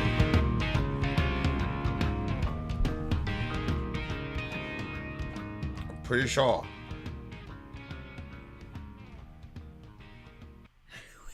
What? I've never heard that. That's what they used to. That's what they tell you. Like, if you hey, masturbate, it'll make you blind. You'll go blind. Yeah. Wow, they were using the blind thing for everything. Yeah. You know, well, eat the carrots or you'll go blind. We got teenagers now. We can test drive that shit. Hey. You're gonna. That's why you have to wear glasses, you bitch.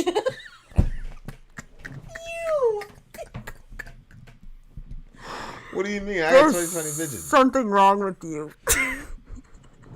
It looks like that's what the whole damn song's about. Holy I don't shit. think so. Everybody keeps saying that. The whole song? They're the experts. What do we know about it? It sounds like it's a song about like being bored and just hanging around smoking and like sometimes I think that people smoke because they're bored.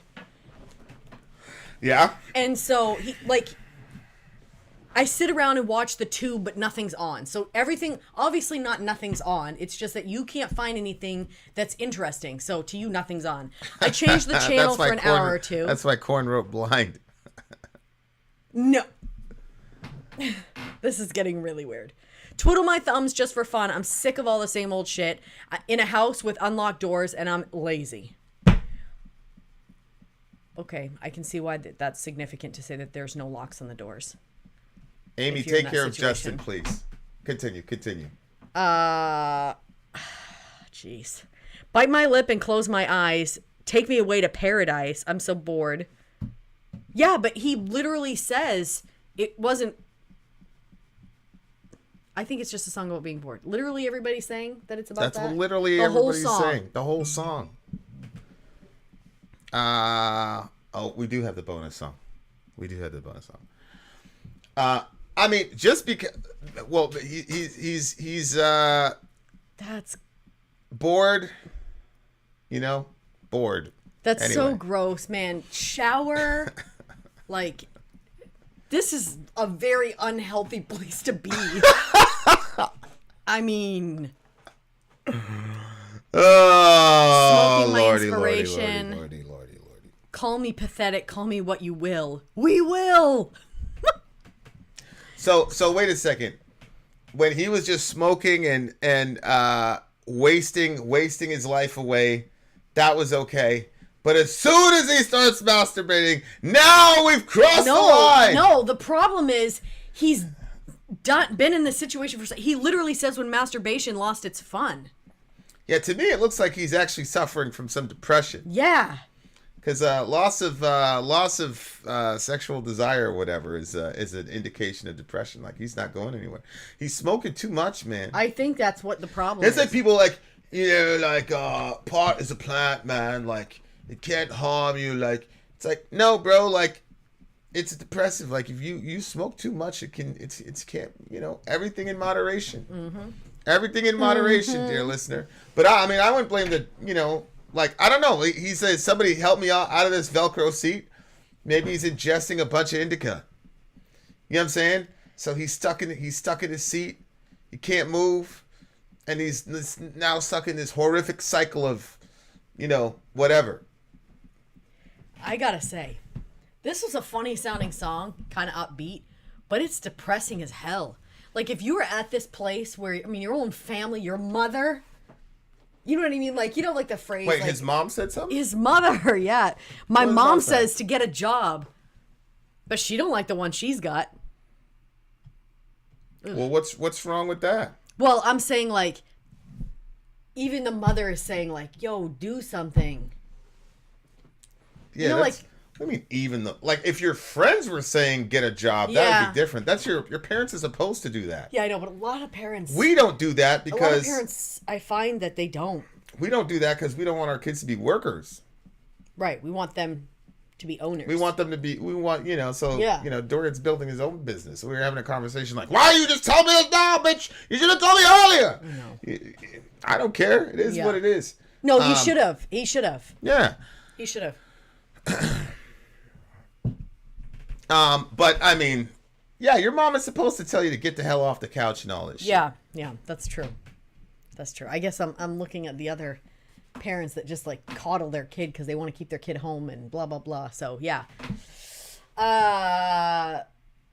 To be honest with you, nobody ever talked about it. I never heard a sermon. I never heard a message. This is Amy. My parents didn't say anything about How it. does Christianity look upon masturbation? Yeah.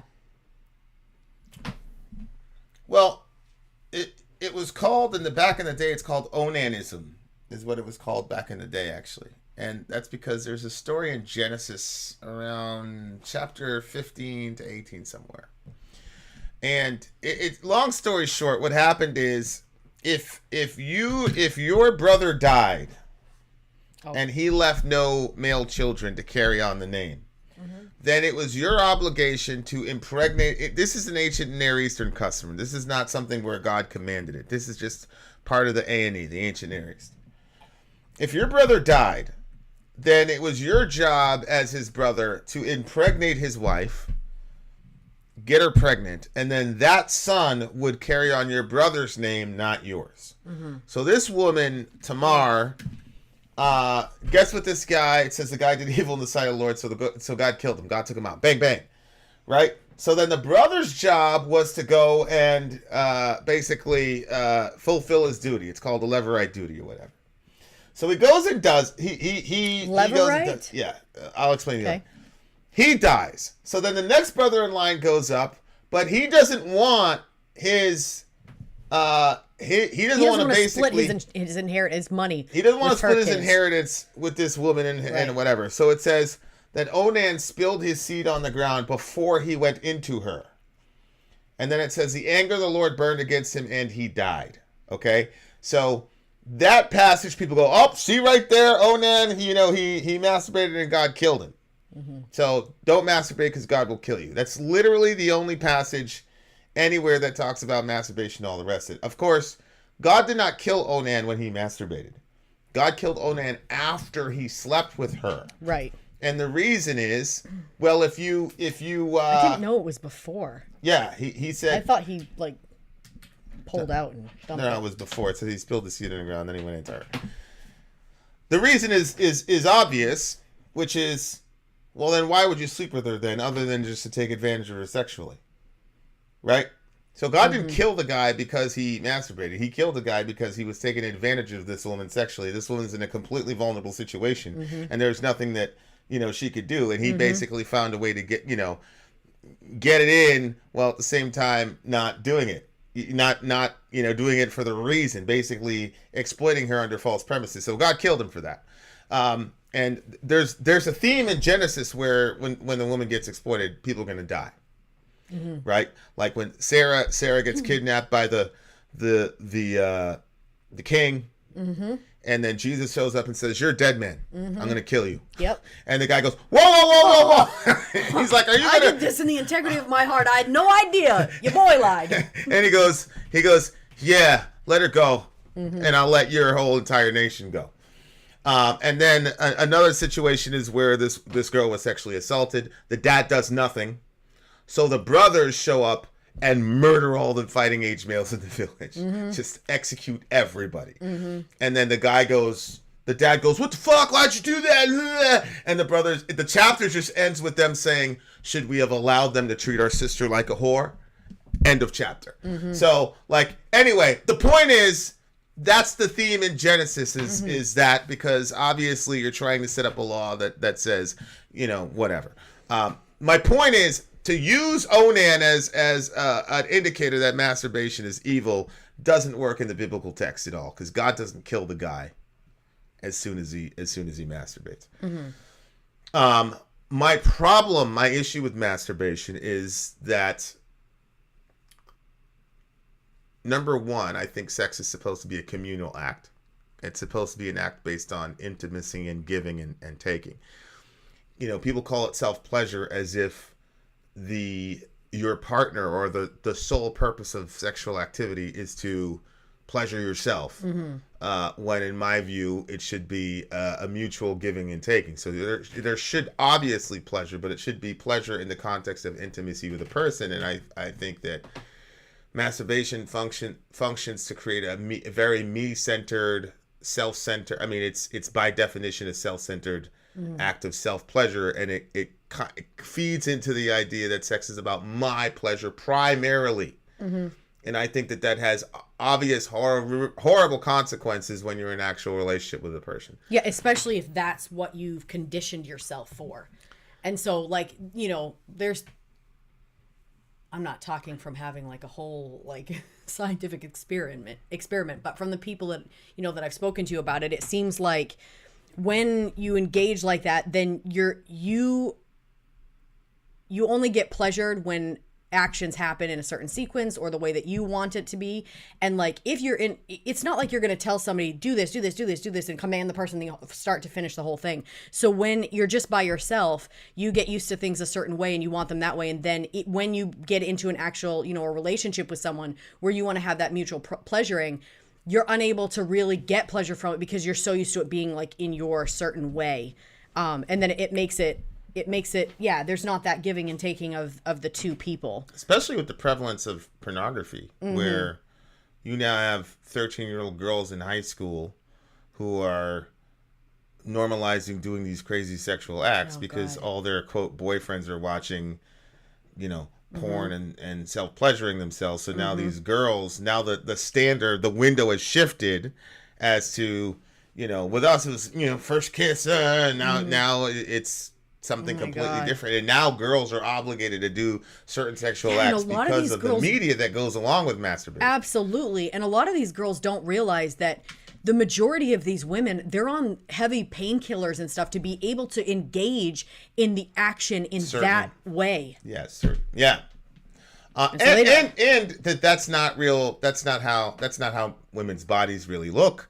That's not how, it's not real life. But these are 12, 13-year-old kids who've, you know, was it last summer where, what's his face? The kid was, you know, 13, 14 years old. And Dorian's like, what the fuck? This kid is just sharing this shit out in public. We were walking with a group of kids with our kids, and like this, we were walking one of the kids home for his safety.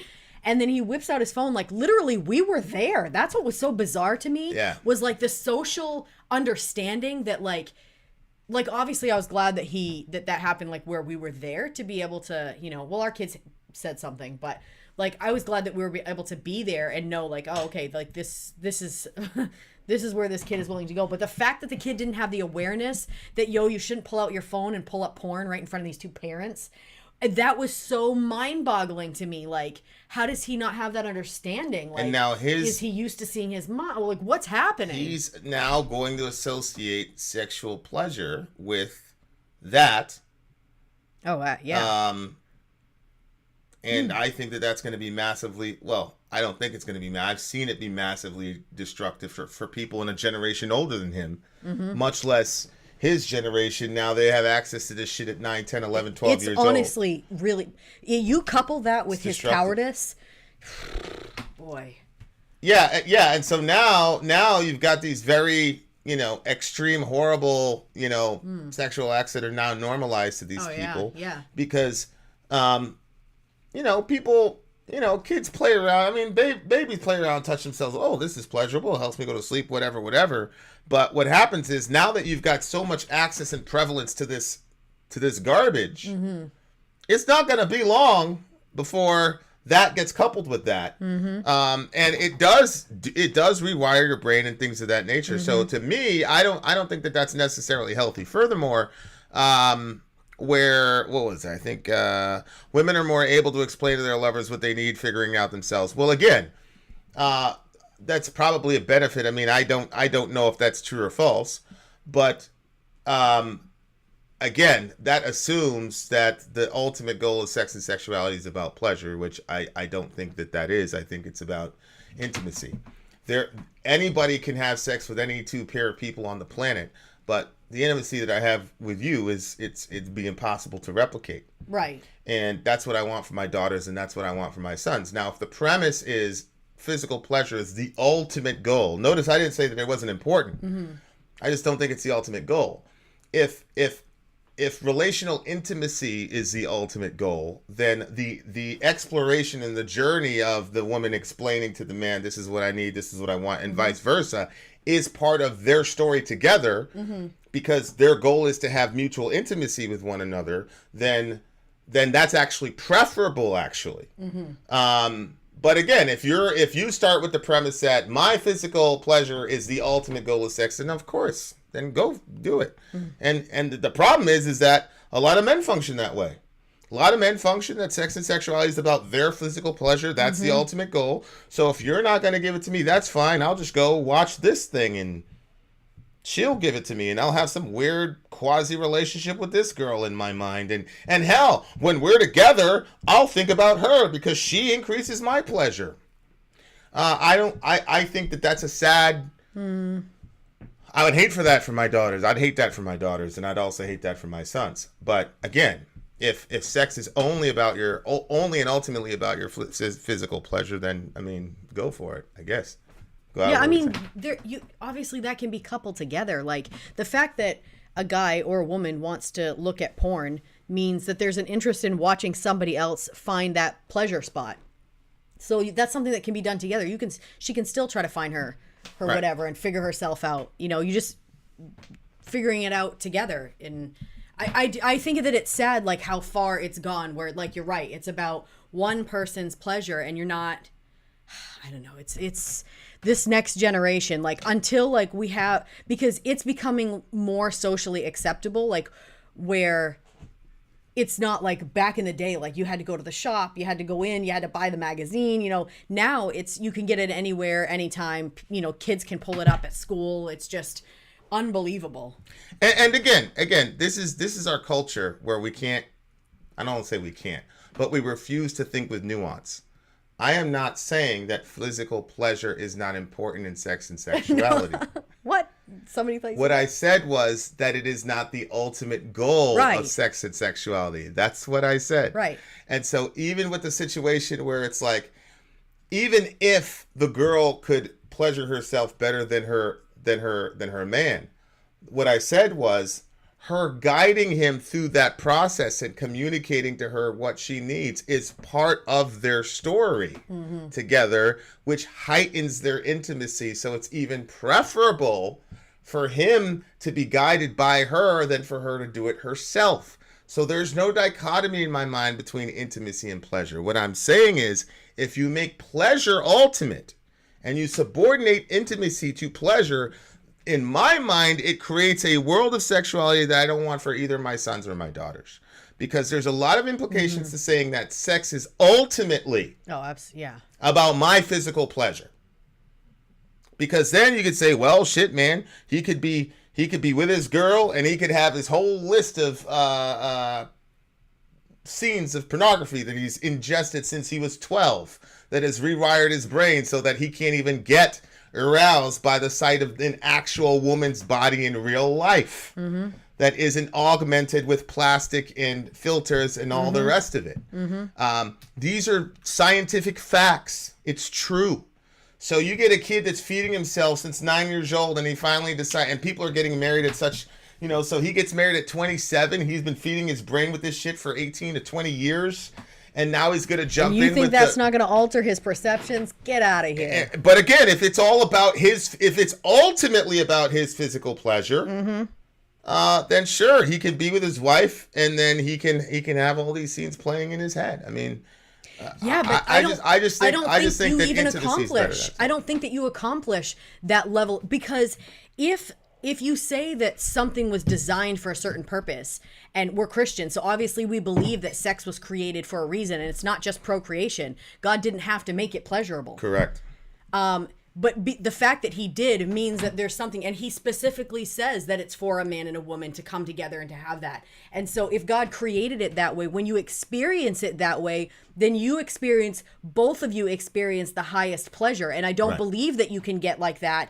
If you've been ingesting that, you're pushing yourself farther and farther away from actually being able to enjoy the true pleasure and the highest pleasure that sexuality can bring. I really, really, it gets dwindled. It has to. Yeah, and look, I don't think if God sees that kid that showed that to Dorian or anybody in this channel, I don't think if God sees a person masturbating, whatever, I don't think he's up there going, "Oh, I'm gonna fuck you up." I just think he's sad. Yeah. Oh, absolutely. Yeah. Because as a parent, when I give a good gift to my, for example, the last game Brady played against the Patriots. Mm-hmm. We spent a lot of money, but I specifically bought tickets for the boys. Mm-hmm. Because we were going to surprise them, and we were going to be on the way, and it was going to be this big exciting thing because Sunday's a ritual for us and all this. And they were just over and over again doing things to disqualify themselves from going. And I knew that they were going to miss out on a really amazing experience. And it was really about intimacy with us as well as each other and being at the game. And there's just a tinge of sadness. I mean, I cried my eyes out, but I know. Yeah. So, Alan's like, okay, like I agree, but once in a while, yada yada yada. Look, I have no judgments. What I'm saying is to be careful that you don't socially sexualize yourself because 99% of sexuality is mentation, right? So be careful that you don't put yourself in a situation where you're in this box of your own sexuality and getting yourself to a certain point to where now you're with another person and they have to be in that specific kind of box to get you there. That's what I'm saying. What I would say is the more that you two can explore each other and discover things and communicate and talk afterwards, because some of this shit is technical. Yeah. Oh, yeah. A lot of it's emotional, a lot of it's technical, a lot of it's physical, but that's the cool thing about it because it encompasses your entire being if you will allow it. So that's all I'll say is just like everything in moderation, right? Mm-hmm. I don't think that there's going to be some horrible lightning bolt and all the rest of it. I mean, read the Song of Solomon. I mean, the girl is very demanding about how she wants to be pleasured and all this, and the guy is as well. And from my vantage point, it's inspired by the Holy Spirit of God. Mm-hmm. So I think, and there's nothing about children in that. No, hey, that's a good passage. Point. There's an entire book. Yeah, that's There's true. There's nothing about we're gonna have kids and start none of that. It's just these are two young people full of testosterone and estrogen, and they're ready to go at it, and they're very, very descriptive about what they see and what they like and what they want and all the rest of it. Mm-hmm. And so that's what I would say. I mean, that's my biggest concern. But in our modern culture,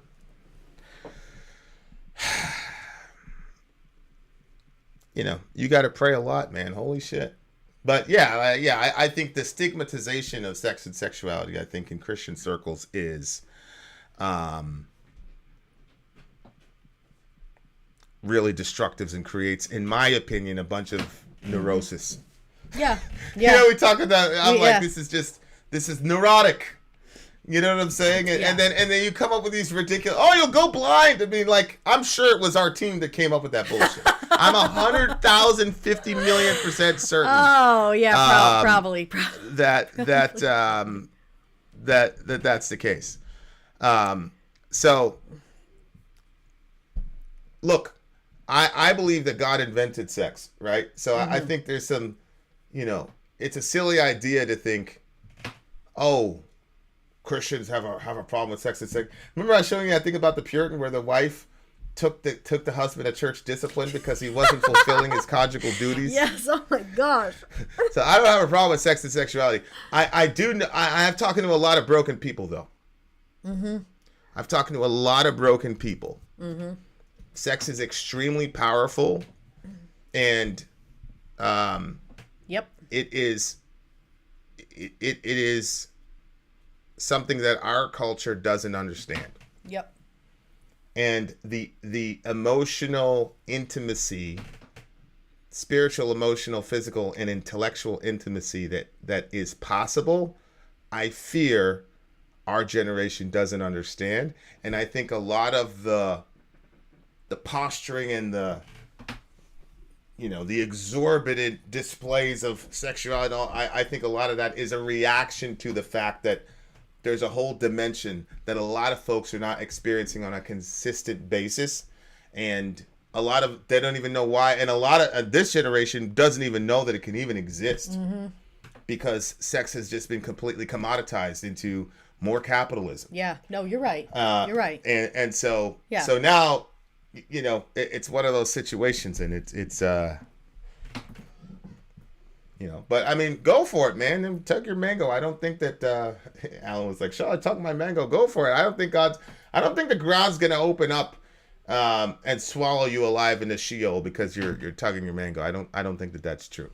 But I do think that you may be missing out on something. So anyway, and I'm gonna close on this comment. What do you give the song? Centennial. I knew a girl that loved putting a lampshade on her head or being a naked coffee table. We had a short relationship. How do you envision a place where you're not repressed, but you're not falling in those boxes that you speak of? Well, it just depends on how you define repression. There are some people, because they want better bodies, will purposely not eat as much, or they will go to the gym, which is nothing but suffering, right? So some of this is, and Alan, I'm saying this directly to you, so I don't everybody go crazy, because I know Alan and I talk offline. Alan, you got to mature a bit in your thinking and not assume that just because you're withholding something from yourself that automatically means that you're being repressed. Sometimes, and you'll see this the more and more you come along, sometimes you withhold a good thing to exchange it for a great thing. Mm-hmm. Or you hold a better thing to exchange it for the best thing. Mm-hmm. So that's the dichotomy. The minute that you feel repressed, then I think you should make adjustments. But if you're saying to yourself, I'm withholding this good thing because I'm holding out for something better, which is what we do in every other realm in life. We do that with our money.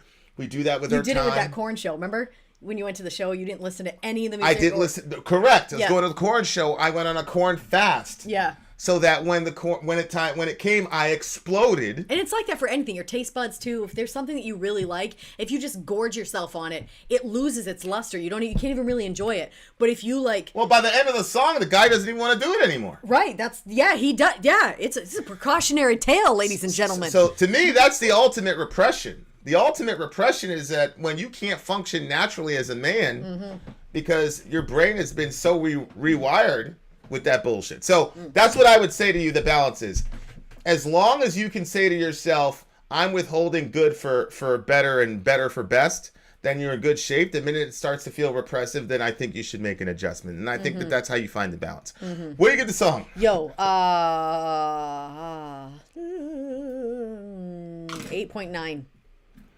8.5. It was a good song. I feel like this is another classic, though. I don't really know a lot of Green Day, and this didn't show up in Punk Week, but I feel like there was a lot of people knew what this was. All right, there, listener. Having said that, if my guy is still here, we will do another song. So, Alex, if you're still here, type 22. If not, dear listener, we're out of here. Vin out. Sorry, out. Gone. Okay, it's definitely one of their all-time classics. You remember Skylar, right? Mm-hmm. Which one's that? Well, I just remember Skylar being around for a while. Oh, okay. Okay. We got one more song for you, dear listener. We were supposed to go to GNC. That's not going to occur. Okay, we got one more song for you, dear listener. Commercial, let's go.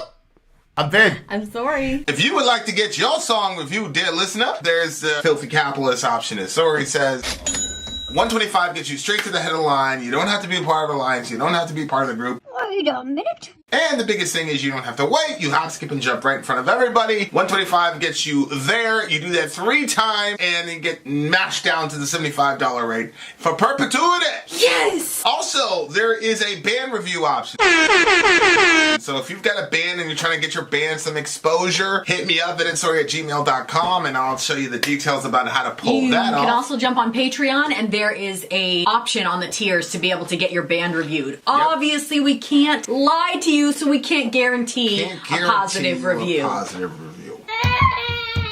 Get what you get. It's just rubbish. Rubbish. Rubbish. That's British for garbage. My favorite is the community option. $1 at the gate gets you in at Patreon. You get to join an alliance. The alliance joins their points together, and that helps determine what songs that we do. The alliances hang out on Discord. Message me on Patreon to get the link. They do all kinds of other cool things. They do Minecraft, Dungeons and Dragons. Yeah. It's really a community within the community. Anybody can go in the village, facebook.com/Vin and Sori. There's 160,000+ people on the channel. What's cool about the Discord is that it offers a real opportunity for community connection, friendship, that type of thing. And it's on Discord, so if you're not a Facebook person, it's for you. You start off at $1. Right. Plus you get exclusives. Sori and I are working on a song. So the first 15 seconds of that was on Patreon. Also, at $15 tier and above, when we actually debut the video, they're going to be there live with us. There you are, dear listener. Buy our merch. Buy our merch, indeed. Actually, don't buy our merch. There is you see that little baby right there? There's a little baby right there. Okay, guys, so we have a young lady that is pregnant, so we want to support her through her pregnancy. And Looks like the baby has a microphone. I'm sorry? Here you go, baby. Speak into the microphone. Buy me a onesie. Buy onesies. So it'll be in the comment section as well as on the thingamajiggy. So help out if you can. Okay, guys. Stop pumping vitamins, Vin. Okay.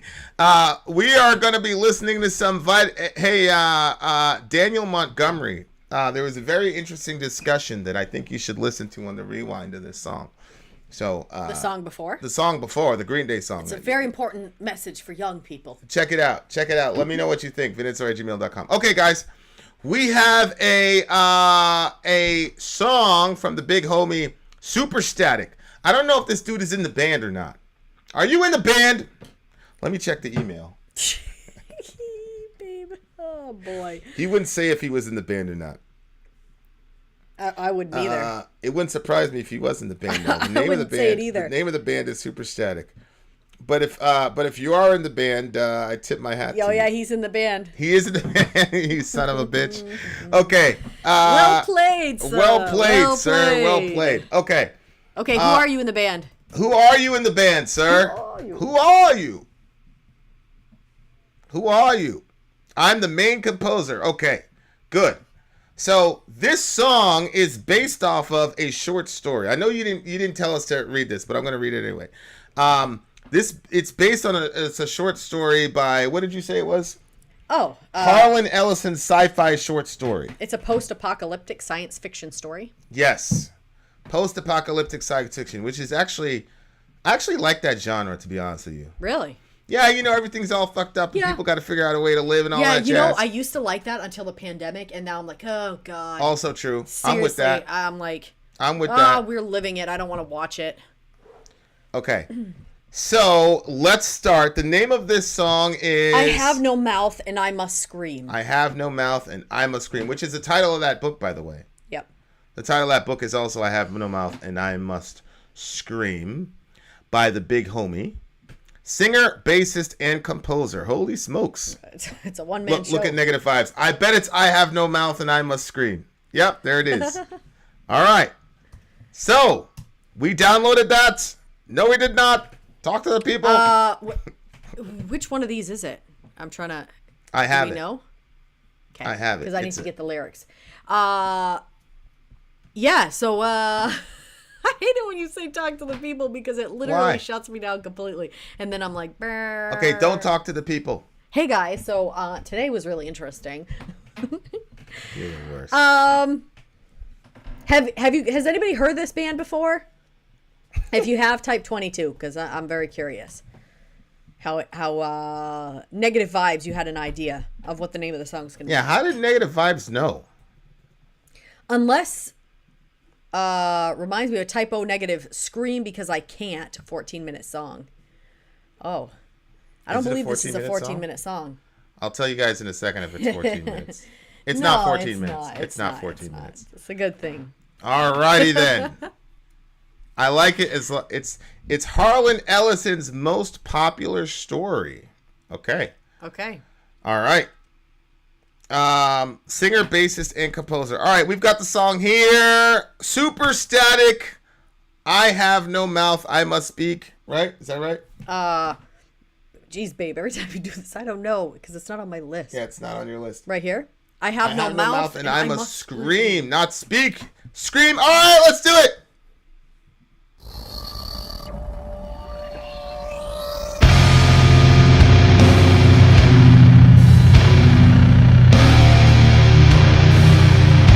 Post-apocalyptic indeed.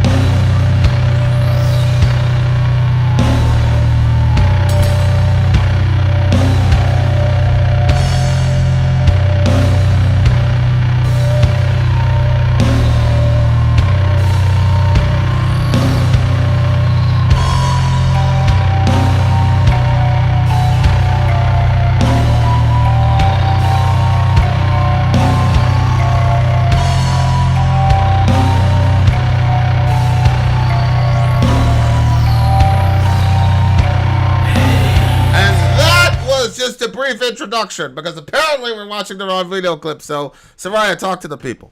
Oh, goodness. Here we go again. Yeah, it did sound very doomy. So, Superstatic informed us that we are skipping half the lyrics.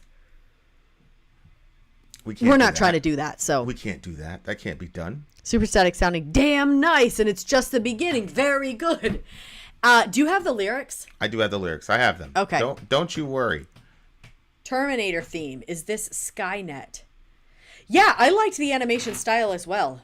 I did. It is I gotta say, it is a little bit creepy having those visuals with like the baby face advertisement that we're trying to get people to buy for the registry. Just a little bit weird seeing this little baby's like. Right? Well, there was one where the baby's eyes are like angled this way. It's like the baby the baby was looking at the car like, this is not a good situation. You forced me here. This is not a good situation. Yeah. Nope. Okay. All right. So we're back, guys. Don't worry. We're downloading the song. Skylar, why you love it? Why? That's so funny. Well, he loves the baby being traumatized. No, love when Sori talks to us. When you say talk to them, and then I'm talk like, to the people. It's talk so to the awkward. Oh man. Friends said, "Hurry it up! I gotta go soon." All right. Good night, Davey. Stay safe. Stay cool. See you next time. Trust me, brother. I'm doing my best, but we gotta get the right download, huh? And of course, this is when the downloader decides it's gonna give up the ghost. Yeah. Go to the other one. God. Huh? Just use the other one. Really? I know. love when you give me when you tell me to do very obvious and yet things. You still didn't. Well, sometimes when you refresh it, it's not. Kind of just works. use the other one as I've instructed you to do. So. Being put on the spot. That's why exactly, Skylar. Married life. It happens so many times you too. dumb butt. That's not the one. You dumb butt. I got it done. Blah blah blah blah. Look at that. Blah, 2 blah, seconds blah. left. All right, we're coming right back. All right, losers. Here we go. Here we go, guys. Let's try this one last time. I have no mouth and I must scream by the band Superstatic-I. Static. Let's do this shit. Let's go.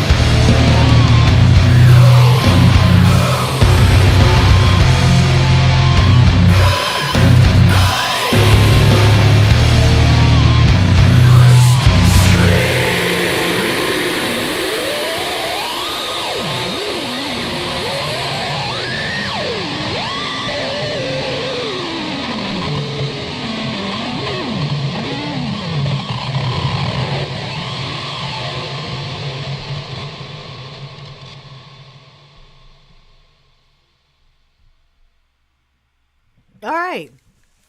That was I Have No Mouth, I Must Speak. Yeah, that was interesting. Okay, so it seemed really doomy, right? That's Doom. It's very doomy. I'm not a fan of Doom, but I can see if I put this song with other Doom songs that I've heard, they did really good. Yeah, he did. He did really good. And he's like almost like a one-man band, is he? You know what this reminded me of? What? Remember the last escape room? Shout out to the Misery Machine, by the way. Gang. Remember the last escape room we did? And it was supposed to be a scary one? Yeah. It was with the body parts and then the Yes. lights. I hated that You know one. that Yeah, uneasy yeah. feeling? Yes. Like this could have been the soundtrack to that. Oh, for sure. To that. It was a very, very uneasy feeling. Mm-hmm. And I was like, I wasn't, but I chuckled to myself when Sadie, who is the Oracle of the Stream, said, "This sounds very controlled." Yeah. And the reason I chuckled at that, and I don't know if the band was going for this, but it's based on this short story. And in the story, it's about this, basically, it's called an Allied Master Computer, an AM. Okay. And basically, this AM gets self-awareness, and it's basically upset that it has to exist because it doesn't choose to exist and it can't do anything. That's why he's saying, you have no eyes, you have no teeth, how does it feel, da-da-da-da, because he's like, so basically this thing kills all of humanity, and he leaves 5 alive, Yeah. and then he traps them basically in an underground housing thingamajig, Oh my God. and basically keeps them immortal so that they have to suffer with existence like he has to suffer with existence. So the fact that it was so controlled, Oh my gosh. it was speaking from the perspective of this AM, this master computer. So Yeah. it would have a human but robotic element Yeah. simultaneous to it, which They was communicated in the captured, song. Which is interesting because there was a massive big name band that we reviewed yesterday. People were like, no, you don't understand. The music is communicating. But it seems like this guy, I'm sorry to say this guy, Alex, whatever your name is, did a better job of using the music. Respectfully. Respectfully. But it looked like he did a better job of using the music to communicate the story Yeah. than the other guys did, which is going to be blasphemous to these people. That's why Yeah. I'm not mentioning the name, because I don't want Alex to bear our sins. You know what I'm saying? Yes. But yeah, like it felt very kind of robotic and very mathematical, which is the way that you would expect an evil kind of super intelligent almost Deus Ex Machina type of situation where the robot becomes alive. Well, especially he trapped them underground, you said? Yeah. So it didn't, like the sound musically, I don't know, maybe it was my headphones or something, I don't know. To me, the sound was a little bit duller, like a little bit muffled. And so that to me was like, okay, you know, there would be like the frustration and the chaos of the injustice and you're stuck underground. This thing's in control. There's only 5 of you. Like I felt like the music like made me feel that. Yeah, but I felt like that was a production issue. That's some feedback I had for the song was like, I wish I that thought it was on purpose. Yeah, I'd like to hear, and you know, it's like I say, we can't always give you a positive review, dear listener, but I would have liked to have heard better production on the vocals. Because if I didn't have the lyrics, and metal is like this, if you don't have the lyrics, you really don't know what's going on. But I would have liked more balance on the vocal side than what we heard. I felt like, oh, that's production. I didn't really feel necessarily like that was on purpose. But if it was on purpose, I disagree with the decision. It's my opinion.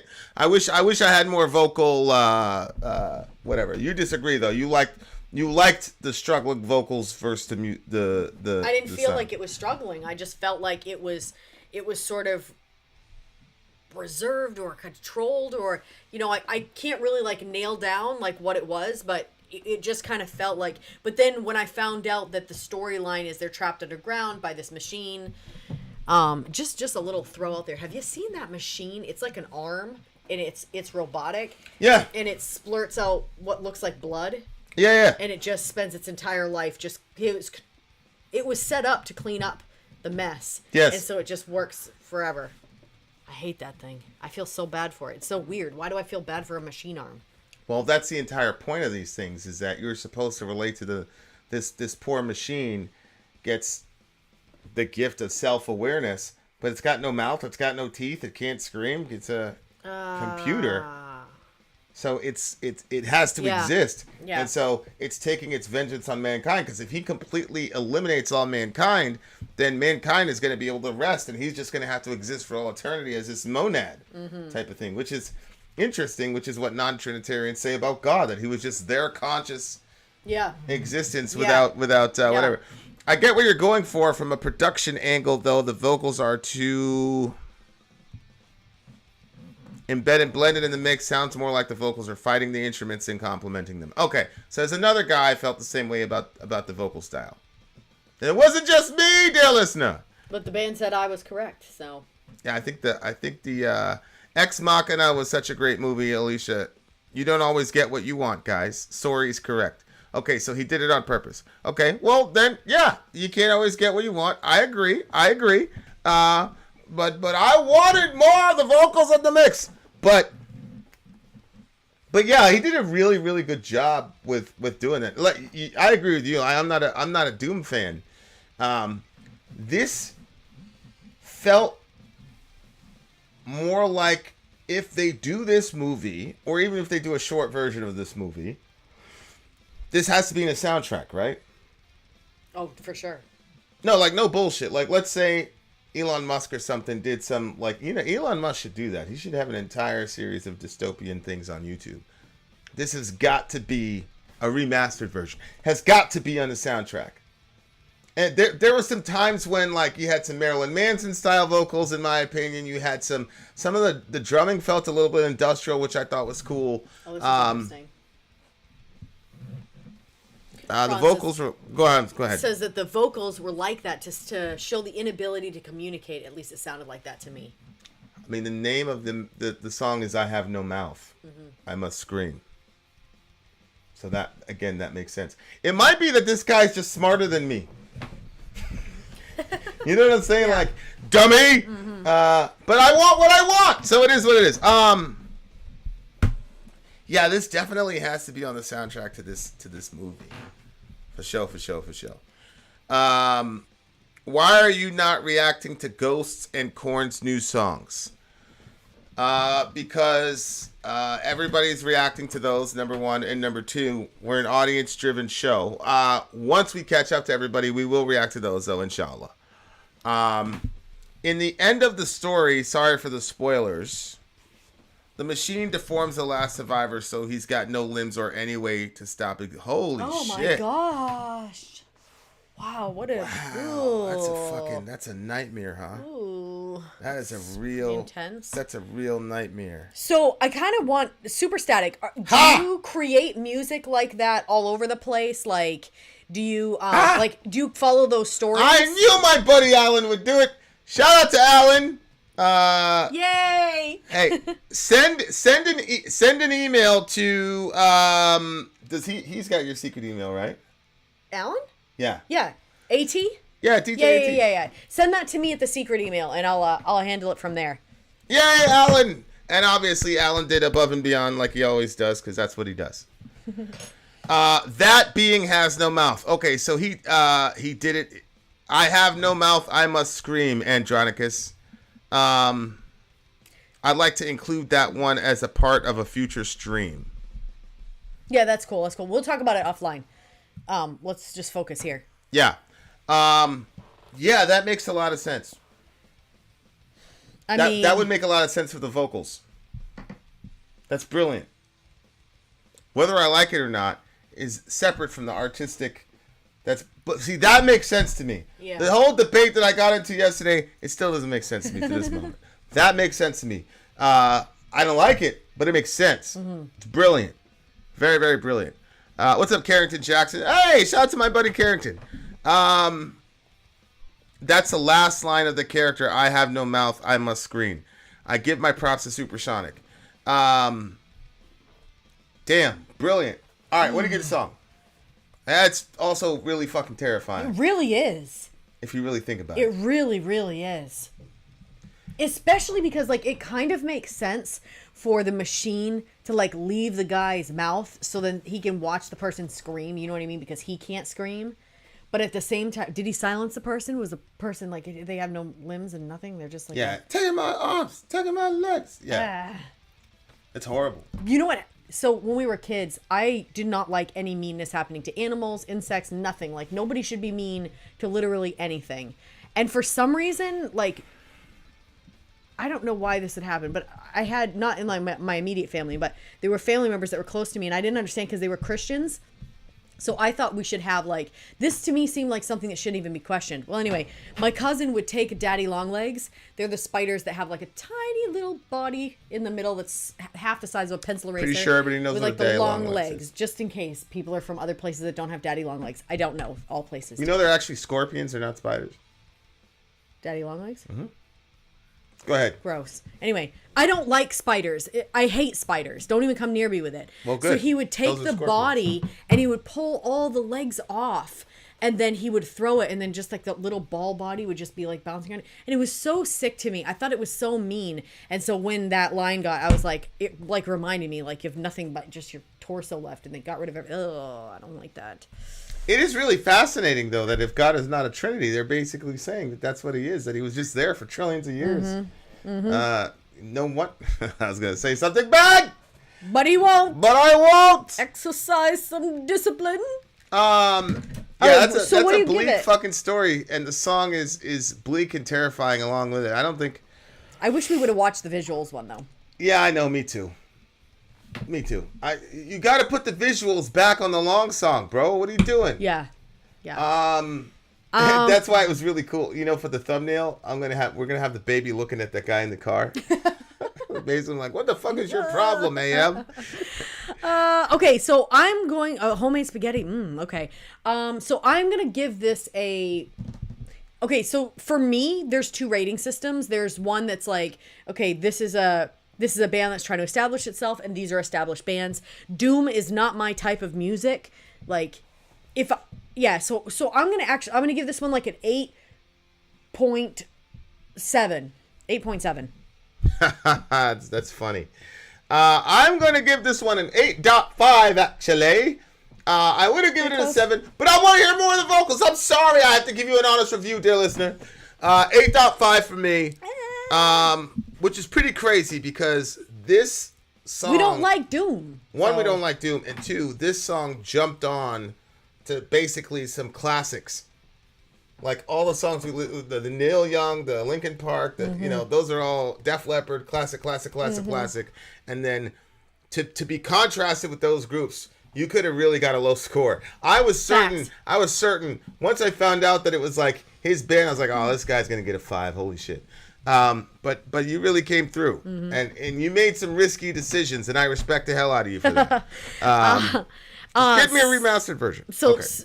Amy Lee Forever. Sorry, you got to watch this video to kill your spider fear. You know, to be honest with you, I don't know if I should trust that or not trust that. I've been lied to, and people. One time, here's a story. It's I'm probably pretty a sure bunch I've of told naked, you the story. It's probably a but I'm bunch not of sure. naked women. Knowing Amy. That's gonna help me with spider. Anyway, so we were at a Super You Bowl hate party. pleasure. My family didn't get into Super Bowl, but there was a Super Bowl party, and we actually went one year. Well, my sister was in the basement with the teenagers, and there was a punching bag down there, like a big, like, kicking bag, big, full of sand, like, old-fashioned, this thing. I had never actually ever felt one of those or even really been around any of those. So I came down the stairs, and my sister's like, yo, sorry, go over to that thing. And she said, punch it as hard as you possibly can. She said, your hand just sinks right into such an amazing feeling. You're going to love it. Because I've always, you know how sometimes I'll say, I wish that I could just sink down into a whole bath full of, like, slime or something like that. Feeling, the texture, I guess, or something. Anyway, so I was like, oh man, this is going to be so great. And I should have known how things went publicly when my sister and I were together. I should have known. So I went over there. I like pulled back as hard as I could. I punched this thing with everything in me. It hurt so friggin' bad, but I was way too prideful to show that. But I was suffering. What does this have to do with spiders? I don't trust you, Amy. I don't know if this is actually going to cure my spider thing or if this is a hard bag that's not really going to sink my hand into it. I just think it's a bunch of naked women is I think what's going to occur. I think it's a bunch of naked women. But then at the same time, I feel like Amy wouldn't do that, but who knows? Anyway, so there you have it. We enjoyed the stream. We enjoyed you guys. Anybody who does this, takes part in this, over here, this baby shower, just send us the the proof of your purchase, and we'll get your songs on the list. Yes, dear listener. Yes. Having said that, dear listener, thank you guys for hanging out with us. We love you as normal. Vin out. Sori out.